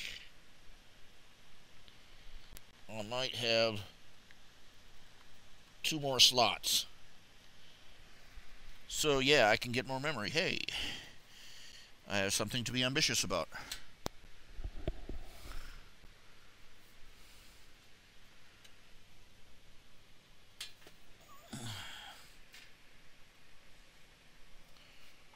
So,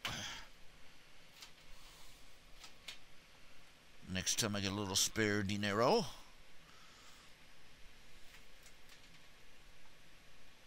I will buy a couple extra slots of RAM.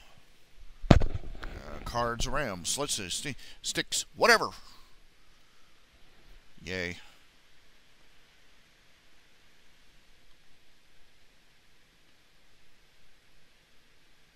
Yeah. How much, it's the same old story. How much RAM do you have? How much RAM do you need? More.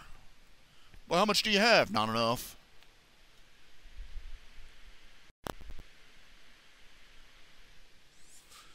Same old story, same old song and dance.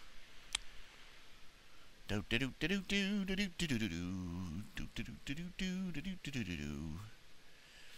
Okay, that's nice. Inbox.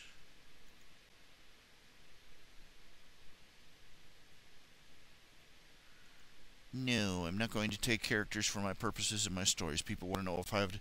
No, I don't do that. It gets me in enough trouble when I'm doing it for money, not for free. No.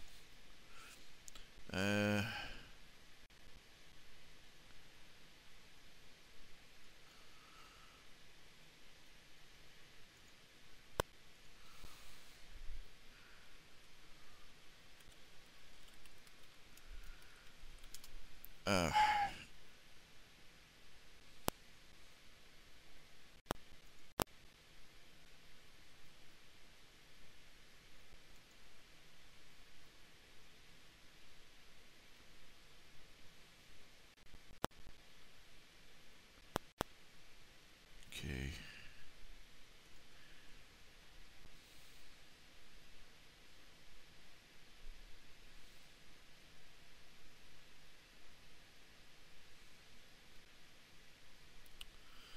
Let's see. What kind of memory? I was just look at it again. Find out. Just a second. I want to see. I want to write this down so that if I ever go memory stick shopping, I can look it up and order it and have it sent my way, so that I can stop watching my computer sit there going. It's like watching an old man with constipation. You know, hooray! Finally got the program out. But yeah. Yes.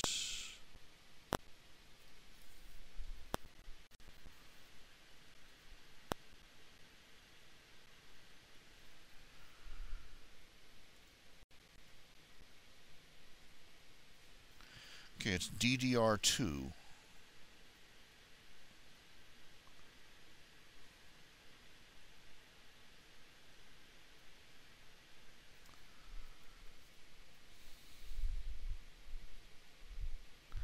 Hyundai Electronics. Here.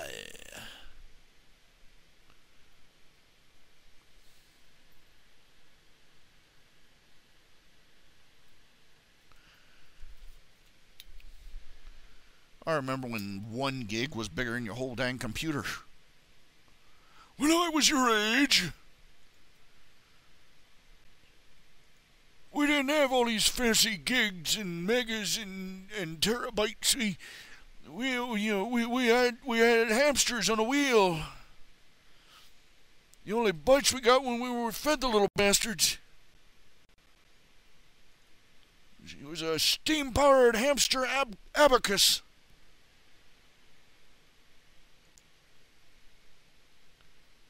We had to count the little pellets they left behind to do math. Yeah.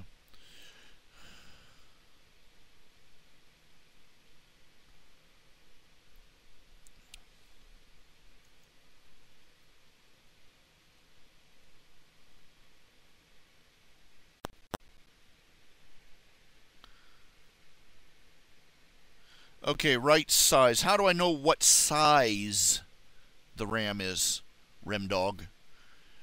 What obscure little digital whangdoodle do I look at to figure out what size the RAM is?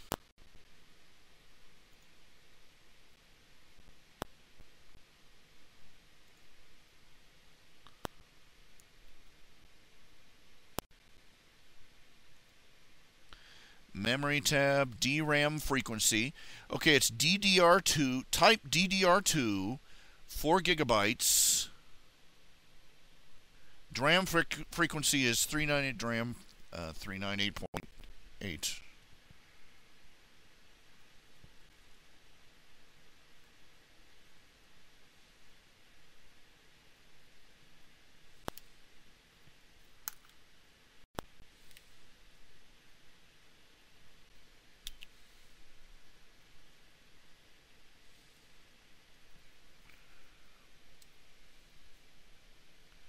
Okay, I'm looking at the DRAM frequency 398.9.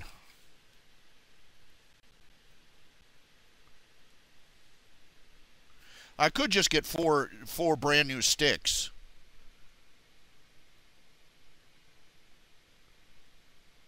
Oh crap, you're telling me that DDR2 is outdated?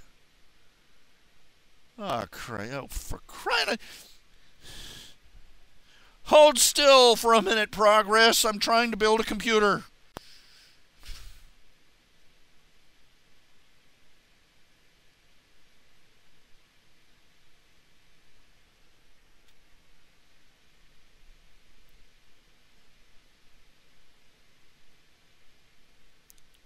Probably better buy it now while it still exists.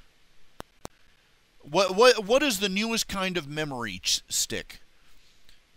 And why haven't we dragged the engineers out and just flogged them for not making the new sticks compatible with the old ones? No, I don't know. Let's see. Main board.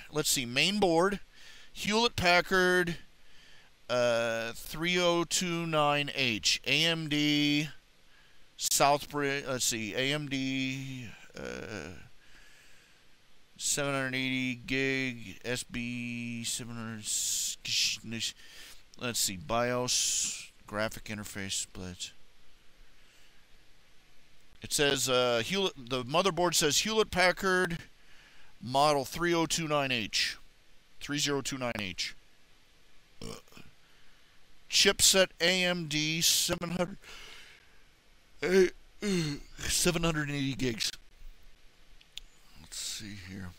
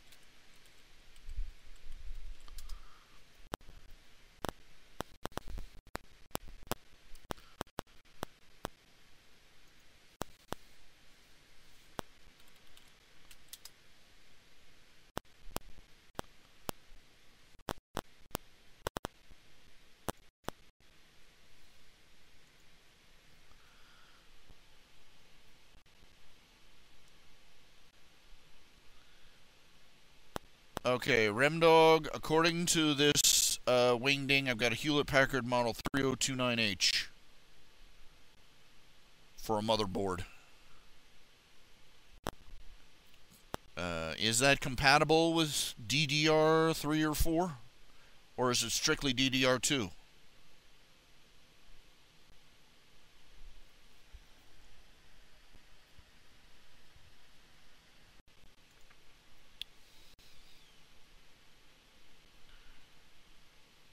$40, man.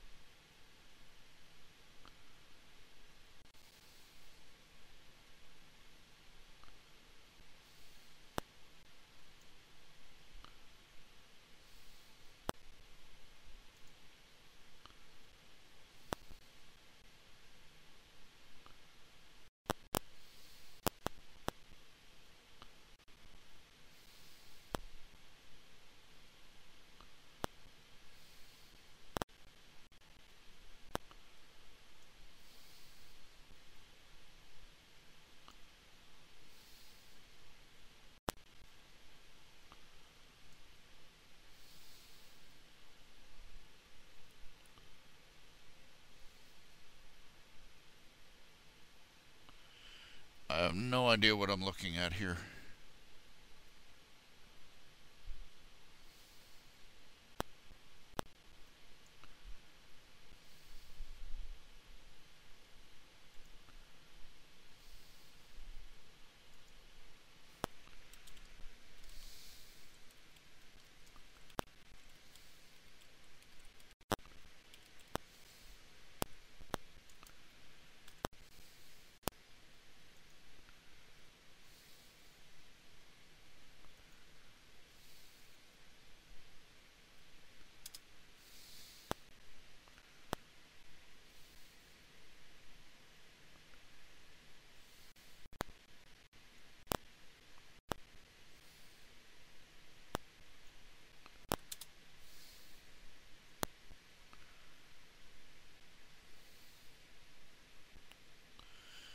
Okay, I'm trying to search Newegg. Now, what do I put in here?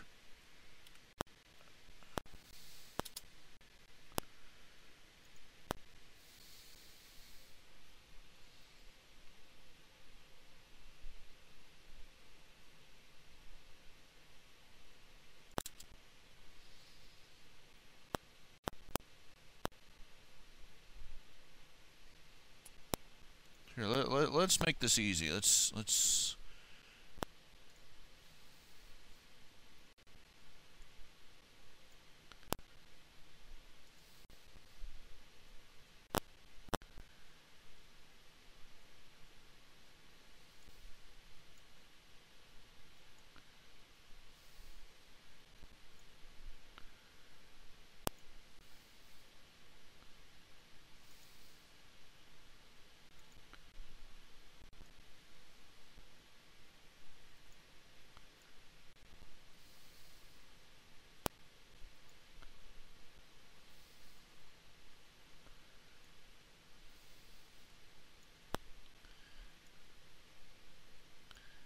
Okay, I want to buy. I'm looking at Newegg. I'm searching for some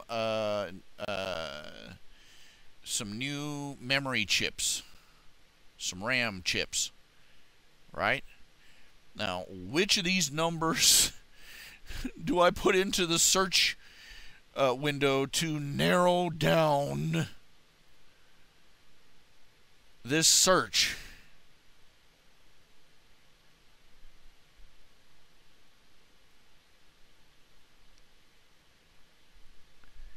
Okay, I'm holding on this window for a few seconds. I'm holding on this.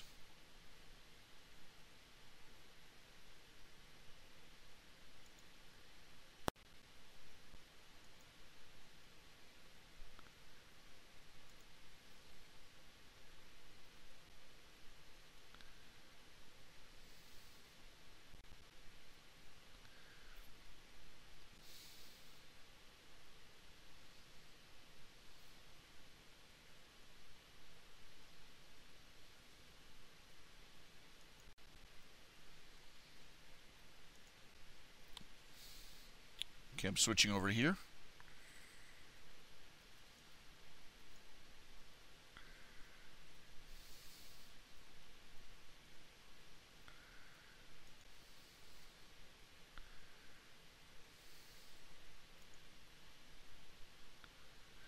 It's an okay, what does it say there on this? It says right there on the screen, Remdog.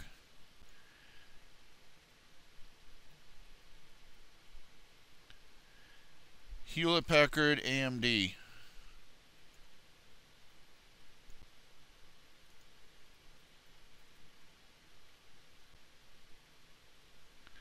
Now, why did it switch?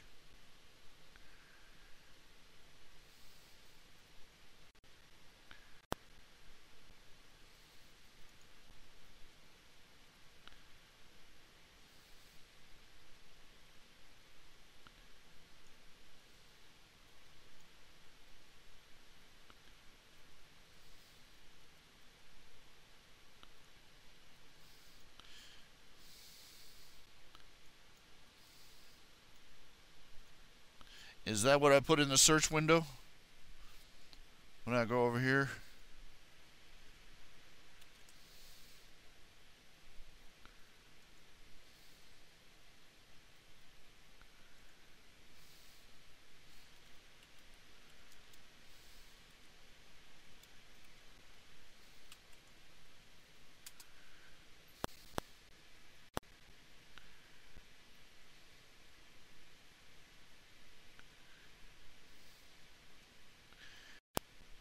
I'm not looking for the memory board. I just want, you know, if I want to upgrade my memory, what, you know, okay, look. Let's try this again. Keep it simple. Remember, small words. Thank you. We are on Newegg. See? Newegg. See the window. See the search window. What do I type in the search window to find the chips I need?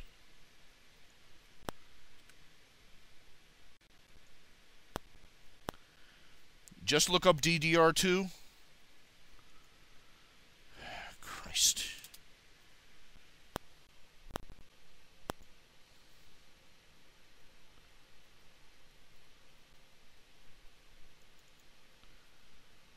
It's going to sit there and spin at me for a while.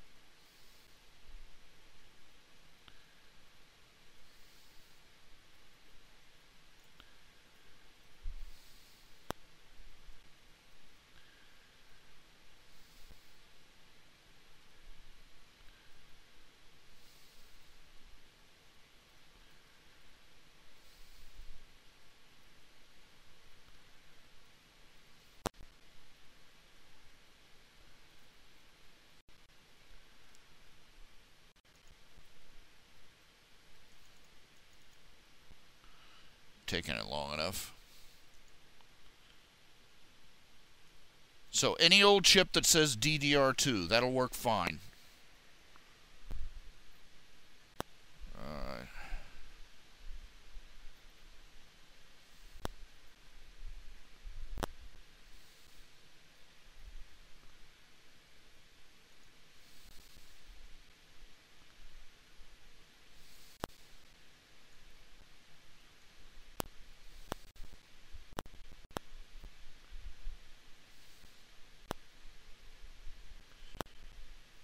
Am I only going to find like 2 gig sticks of this stuff?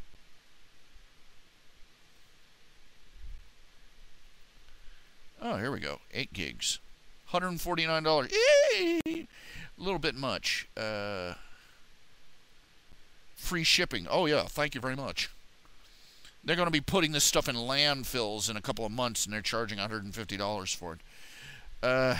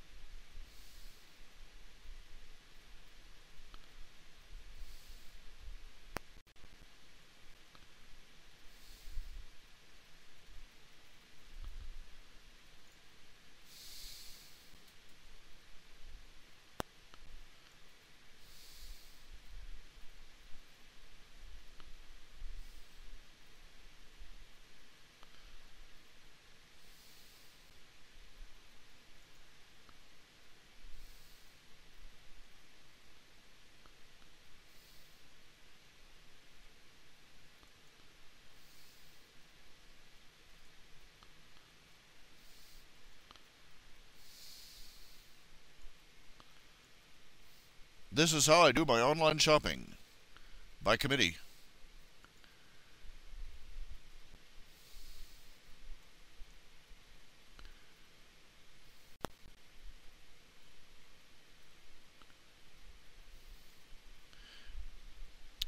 Let's see.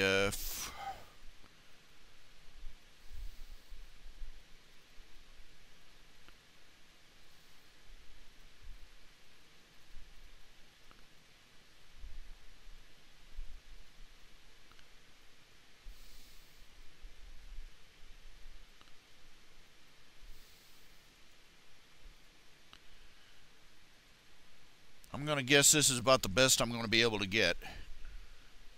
Or easily afford. I'm not willing to plunk down nearly $200 to get 8 gigs rather than 5. I would have to get 4 chips anyway, just to, you're not supposed to mix them, as I recall. Or am I wrong about that now? I mean, 8 gigs right there is $149. That's a little bit crazy.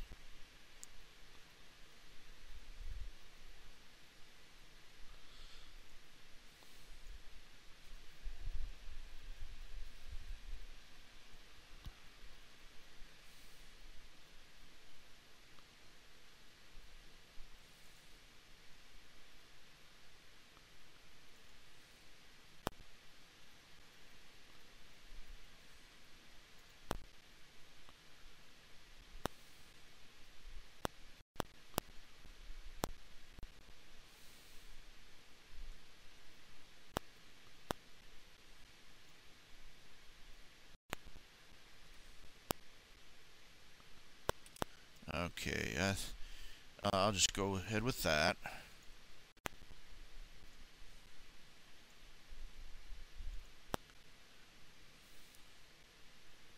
I like this. During World War II, a mix of high explosive and flour was given to Chinese guerrillas fighting the Japanese. It's codenamed Aunt Jemima. It could be safely cooked into pancakes and eaten. Uneaten pancakes or unused dough could be still used later as explosives. 15 tons were used, and the ruse was never discovered.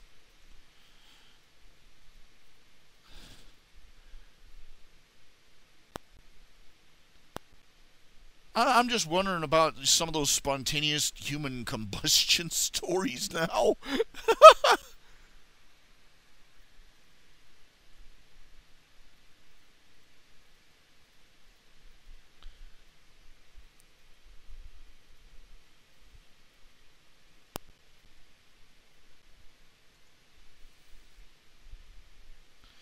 Okay, this is 240 pin. Is there any way for me to tell what pins? How do I know what pins I have? Memory, 4 gigabytes.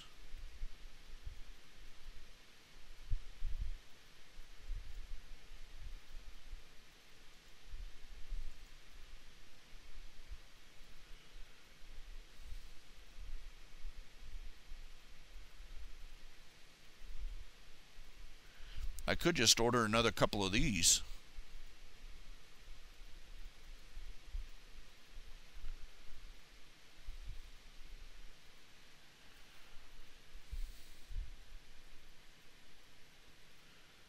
Why does everything have to be so hard to figure out?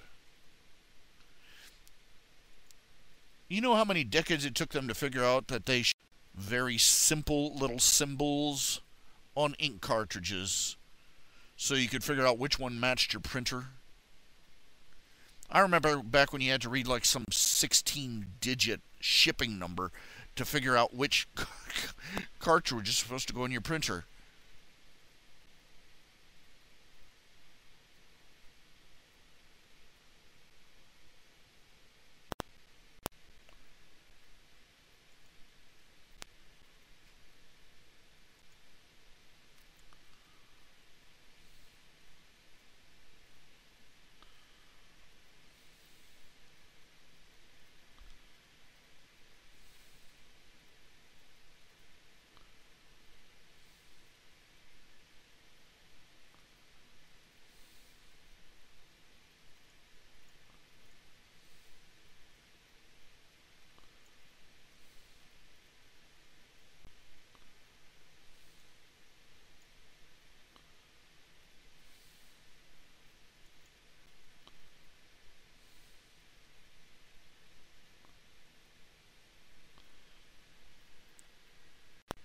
$2 gig, 4 gigs isn't all that much, but right now that's all I can afford.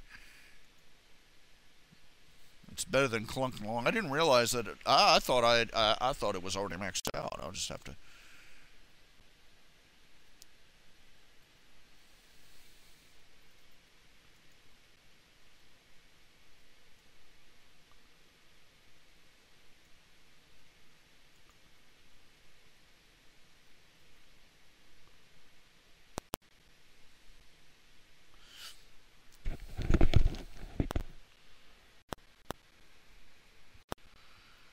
I you know I'm really not up to trying to get a good deal off of eBay at the moment. I could probably find a better this is stopgap anyway. This is going to be getting 4 gigs of RAM. I'll come back later when I have more money to spare and more time, and I'll replace all the little 2 gig chips with, like, I'll upgrade it. For now, that's all I need.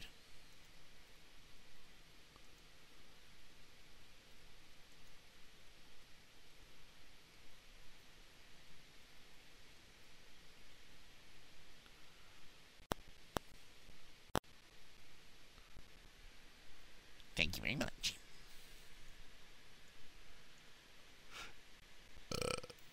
Portable ice maker? What the hell?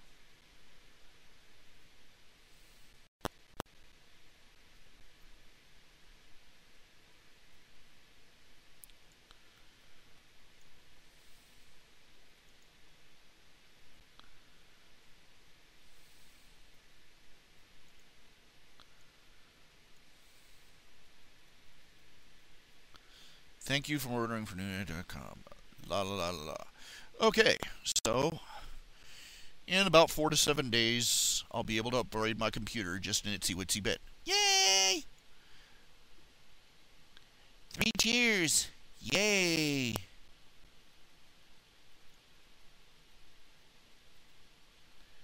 Yeah, you have to up. I know. If you put in larger, you have to put in. If you upgrade, you have to get all 4 the same size, or you're just wasting time. I know that much. So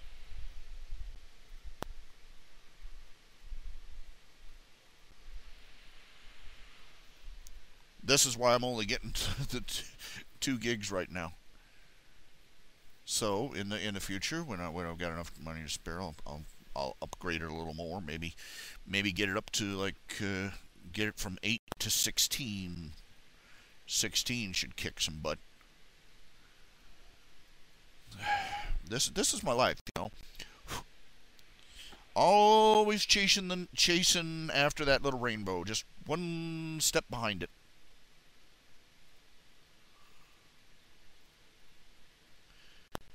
Well, I'm not. Oh, great. Yeah, well, there's not much I can do about that. Might have mentioned that just a few seconds ago, Abel, because I've already ordered some new chips, and I don't think they're the same brand. They're not Hyundai. So, nope. A little bit late. Just a hair. Just an itsy witsy bit.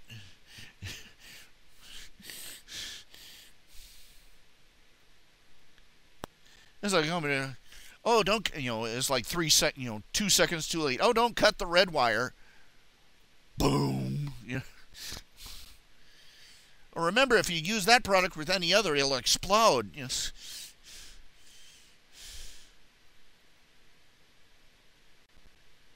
Yeah, well, there you go.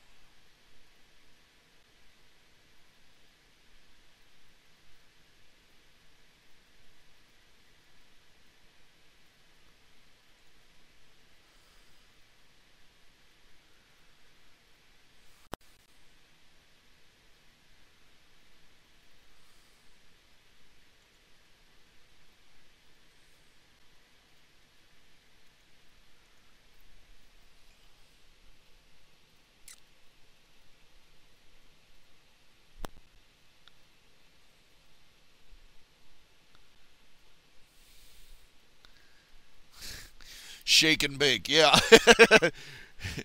It's a good example. Well, if all goes well, the new chips will work with the old chips, and everything will be copacetic, and my computer will be an itsy bitsy bit better. Don't cross the streams. Good safety advice. Too late.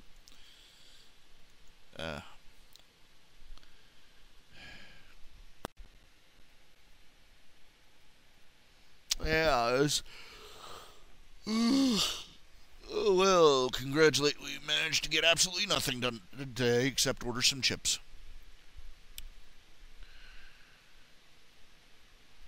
Well, what an achievement.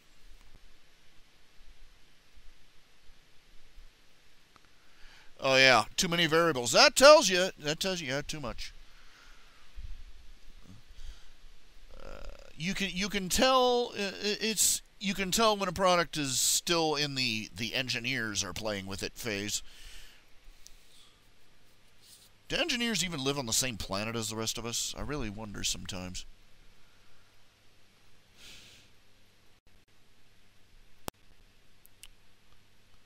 Like I said, if a car, if a car was left entirely up to engineers for its design, there would be no steering wheel. There would be 7 pedals on the floor, 5 levers, and if you were lucky, an airplane-style flying yoke. And it would take 3 levers to turn left. Rolling up the window would require a new strap-on device and everything would be coded in multiple digits and arcane little strips of color painted on the side.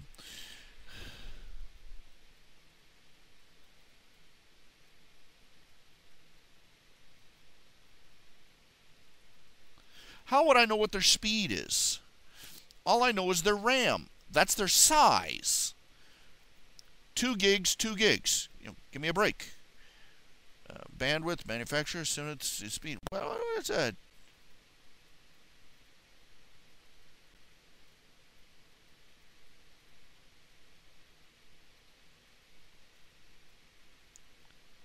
De boogity hoy, I don't know.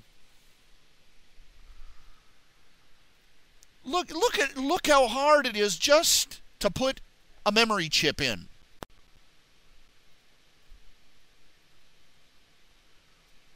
Let's see, there's 1, 2, 3, 4, 5, 6, 7, 8, 9, 10, 11, 12, 13, 14, 8, 9, 20, 20, 30, at least 30 different little bits of information on CPU-Z on the memories, just on what the memory chip is. No explanation of what any of the numbers mean. Most of this is stuff that 90% of the users out there will never, ever, ever, ever, ever, ever, ever, ever, ever need to know.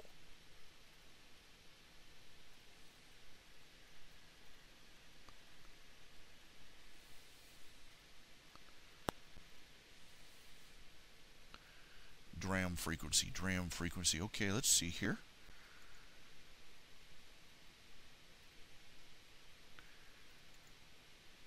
Let's see here.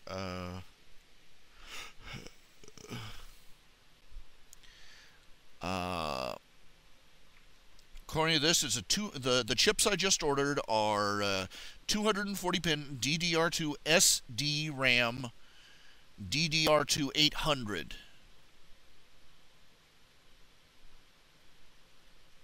So so am I going to have to order 2 more chips just to get the full value of it? No. Well, what's the DRAM? What is the DRAM frequency on that? I have no idea.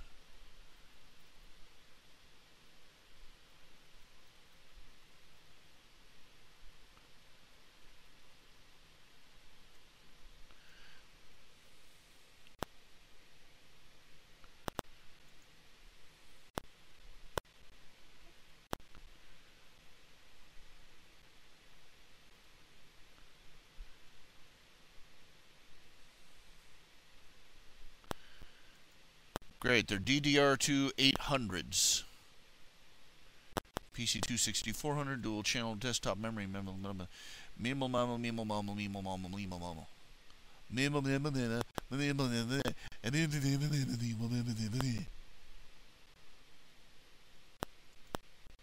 Why? Why for it gotta be like this? Huh?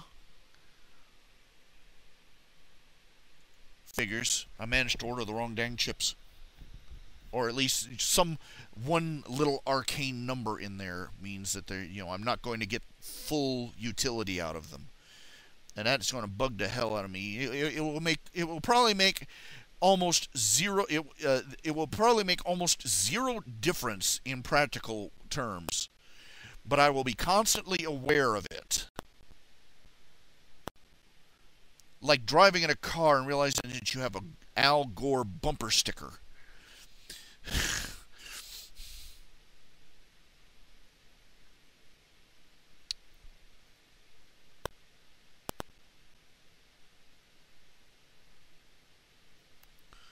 So I'll just have to get 2 more.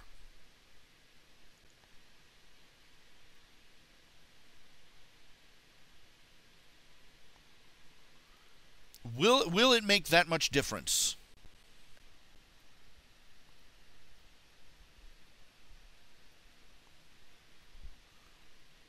How much of a jump will I even be able to notice the difference?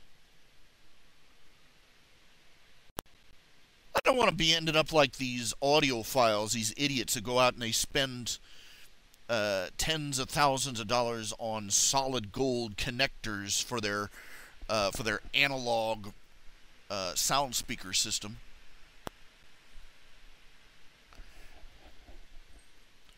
They've done studies. They put these so-called audiophiles. I can hear the richness of the tone. Blah blah blah blah blah. I can tell the difference just by listening to I can tell the difference between a DVD, between a CD and an LP, they sat those people down, made them listen. Did a double-blind test. Couldn't tell. They couldn't tell. The difference in audio quality between an LP and a CD, ignoring all the little pops and scratches, the difference in sound quality is in the ranges only dogs can hear. But these people that sell these sound systems see these people coming from a mile away.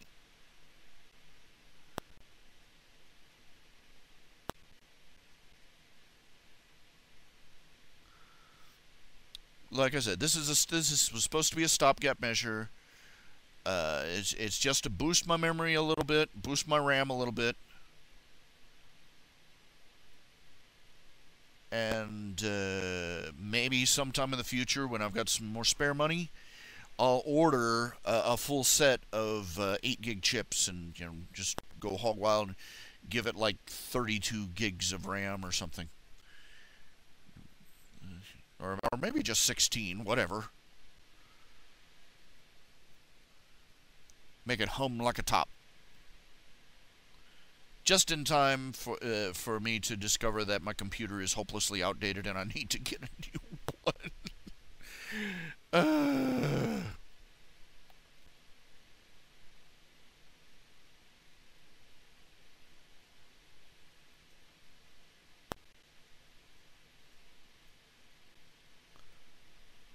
Solid state hard drive, probably. Do they make those now? Aren't they just basically flash drives?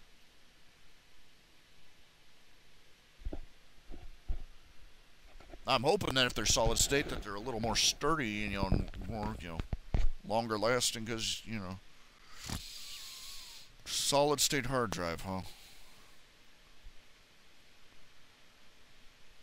Now I'm wondering whether a solid state hard drive would even be compatible with my computer.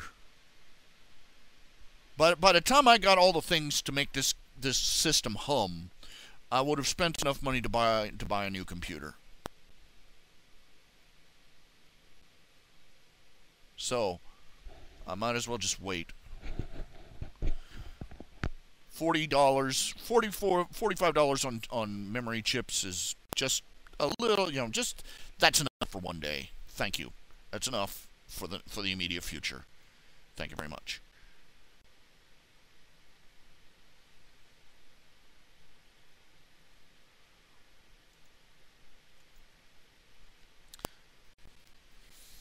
My favorite story is that, favorite scientific fact.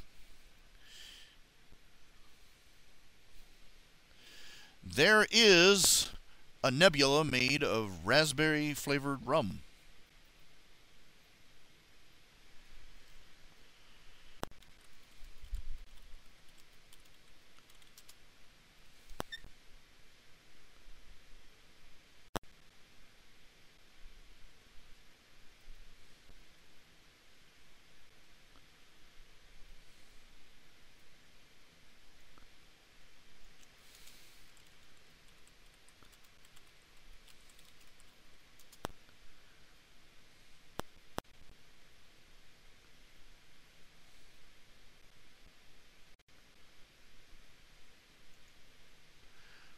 Get this, it's true. It's true. They did they found that, I believe it is out near is it Sagittarius? Well, let's see. About 10,000 light years from Earth, in a galaxy, there's a cloud of alcohol floating around in space. It's near the constellation Aquila and is 1,000 times larger than the diameter of our solar system. It contains enough ethyl alcohol for 400 trillion pints of beer.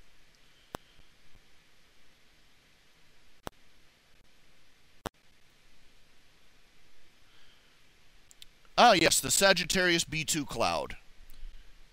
It holds 10 billion liters of cosmic hooch. Let's see. There's also a chemical that's floating around in there that it's a chemical that gives raspberries their scent and flavor. So there you go. There are massive clouds of booze floating around in space.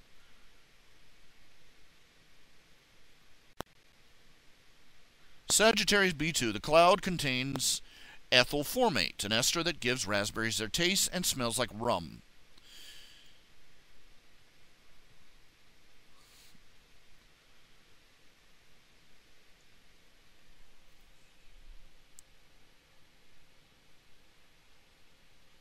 Billions and billions and billions of gallons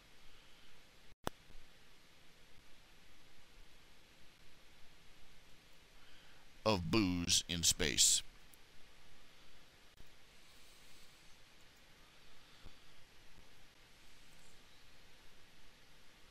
And they say God doesn't have a sense of humor.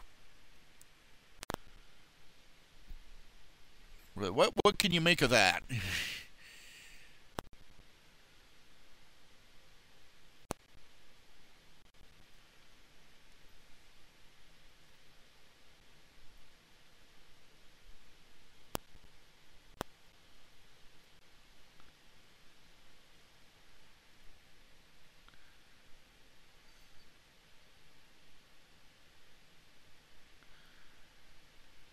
I've only tasted alcoholic beverages twice in my life. I tried a Foster's beer once, and I tried a little glass of wine.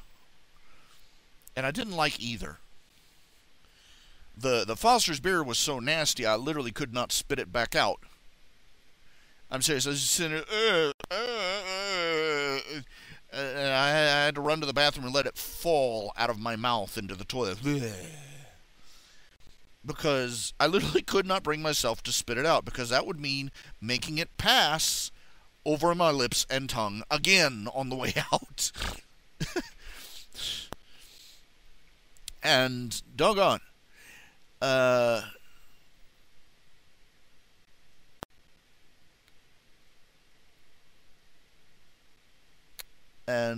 Wine, I tried a little bit of wine. It just tastes like spoiled grape juice to me. And I'm like, if you want grape juice, why don't you just get some, like, fizzy, if you want champagne, just get some fizzy grape juice. They make sparkling grape juice and sparkling cider. Get that. It's tastier, and it won't give you a hangover. It was, they say that wine in moderate amounts is good for your health.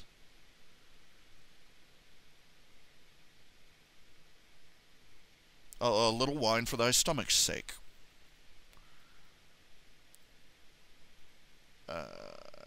The older I get, the more I am troubled by the fact that abstinence advocates and teetotalers have railroaded their point. They claim, oh, we are on God's side because we are trying to ban liquor and abstinence forever, and they're doing it in the name of Jesus, the same Jesus who provided a wedding.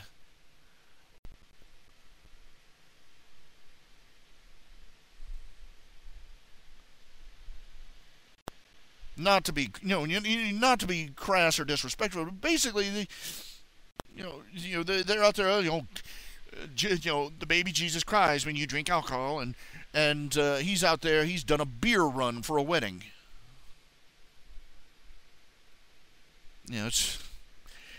Look, the Bible does condemn drunkenness, not drinking, drunkenness. There are verses, the beer is a mocker, wine and strong drink mocker, and strong drink is raging, and so on and so forth. But there are also many verses that speak in positive terms of wine. One passage that calls it a plenitude of wine as a sign of God's blessing on the land. So on and so forth. So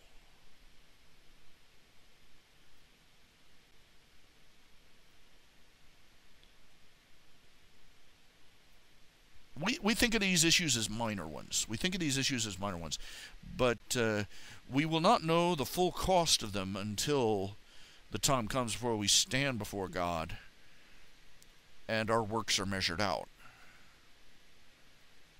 And we realize that, it's just a little thing. We know it's legalistic and that there's no real biblical basis for it, but it's just a little thing. And, you don't want to offend the weaker brethren, and so on and so forth. And who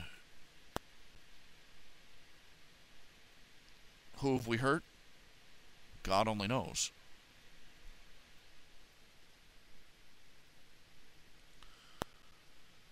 We're going to have regrets. At the end of time. We're going to have regrets. And we are going to have regrets that we never expected in a million years to have. Things that we thought we would be proud of, we are going to be ashamed of. Things that we thought proved our piety are going to be shown to have proven our fallen nature. Things that we thought were virtues are going to turn out to have been vices. When man runs off on his own understanding, not much else can be expected. And among the sinners among whom I am chief, let me say that much. I have so much that I'm going to have to weep.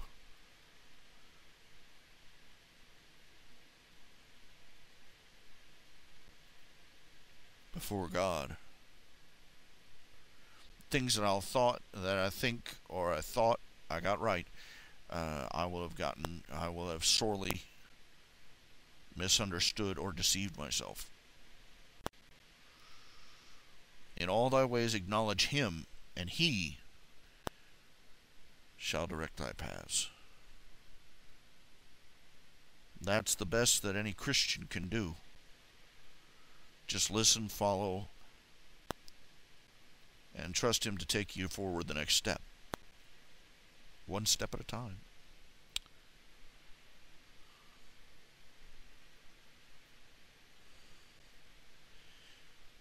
I think they found out I forget what horrible thing they found out about grape juice. You mean other than the fact that it tastes like evil?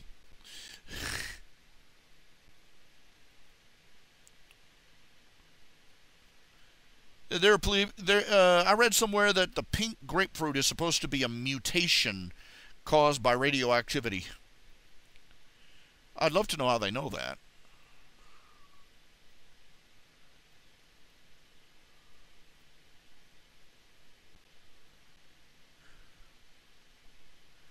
The pink grapefruit and the big green jade giant.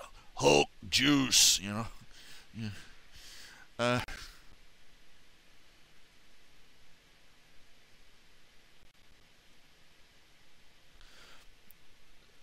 I always wondered, who was it that ate, the question isn't who ate this first.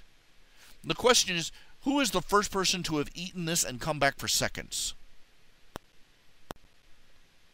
Really, who was the first person who sat down, ate some boiled spinach and said, "Yum, let's have some more"?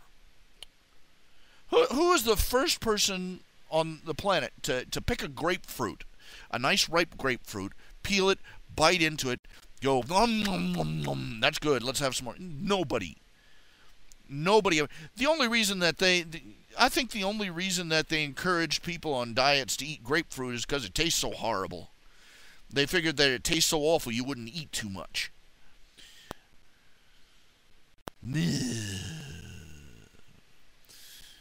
And peppers, that's an epic winning question. I keep picturing the same. I keep picturing this caveman coming on. Ooh, bright shiny red berry. Yum num num num. Ha ha! It burned like wrath of volcano gods. Ah! Let's have more. And then the next night, out by the latrine, ah! It burned like fire from volcano gods again.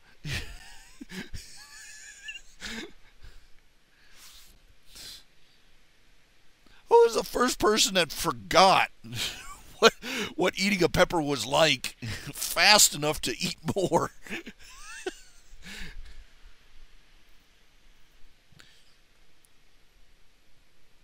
I mean, you got things like pineapple. You crack a pineapple open, you get it, the stuff in the inside. Oh, that's good stuff. And, and there are foods you pull them down, you eat them. You go, But there are things that people eat regularly, and you're wondering how anybody ever discovered that they were food.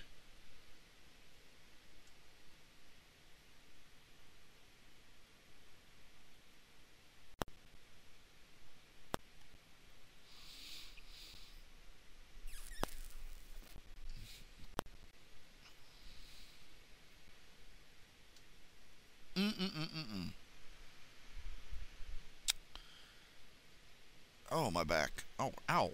Ow, darn. Twitch my back is.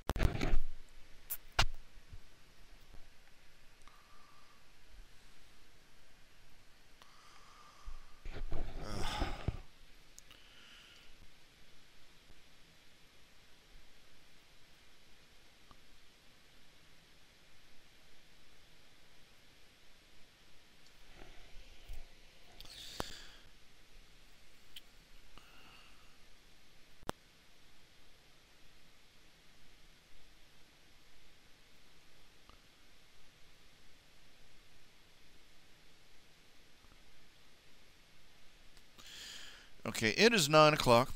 It is 9:12. I'm going to go ahead and call it a night. God willing, and the temperature stays bearable, we'll do another show tomorrow. We'll try and get some actual artwork done, get some work done, get some things done, get some stuff started. Thank you all for hanging out with me. Thank you all for keeping company. I hope the show was at least somewhat entertaining, thought-provoking. And I hope I get to see you again tomorrow night. Y'all take care of yourselves. And God bless y'all. All right? Good night.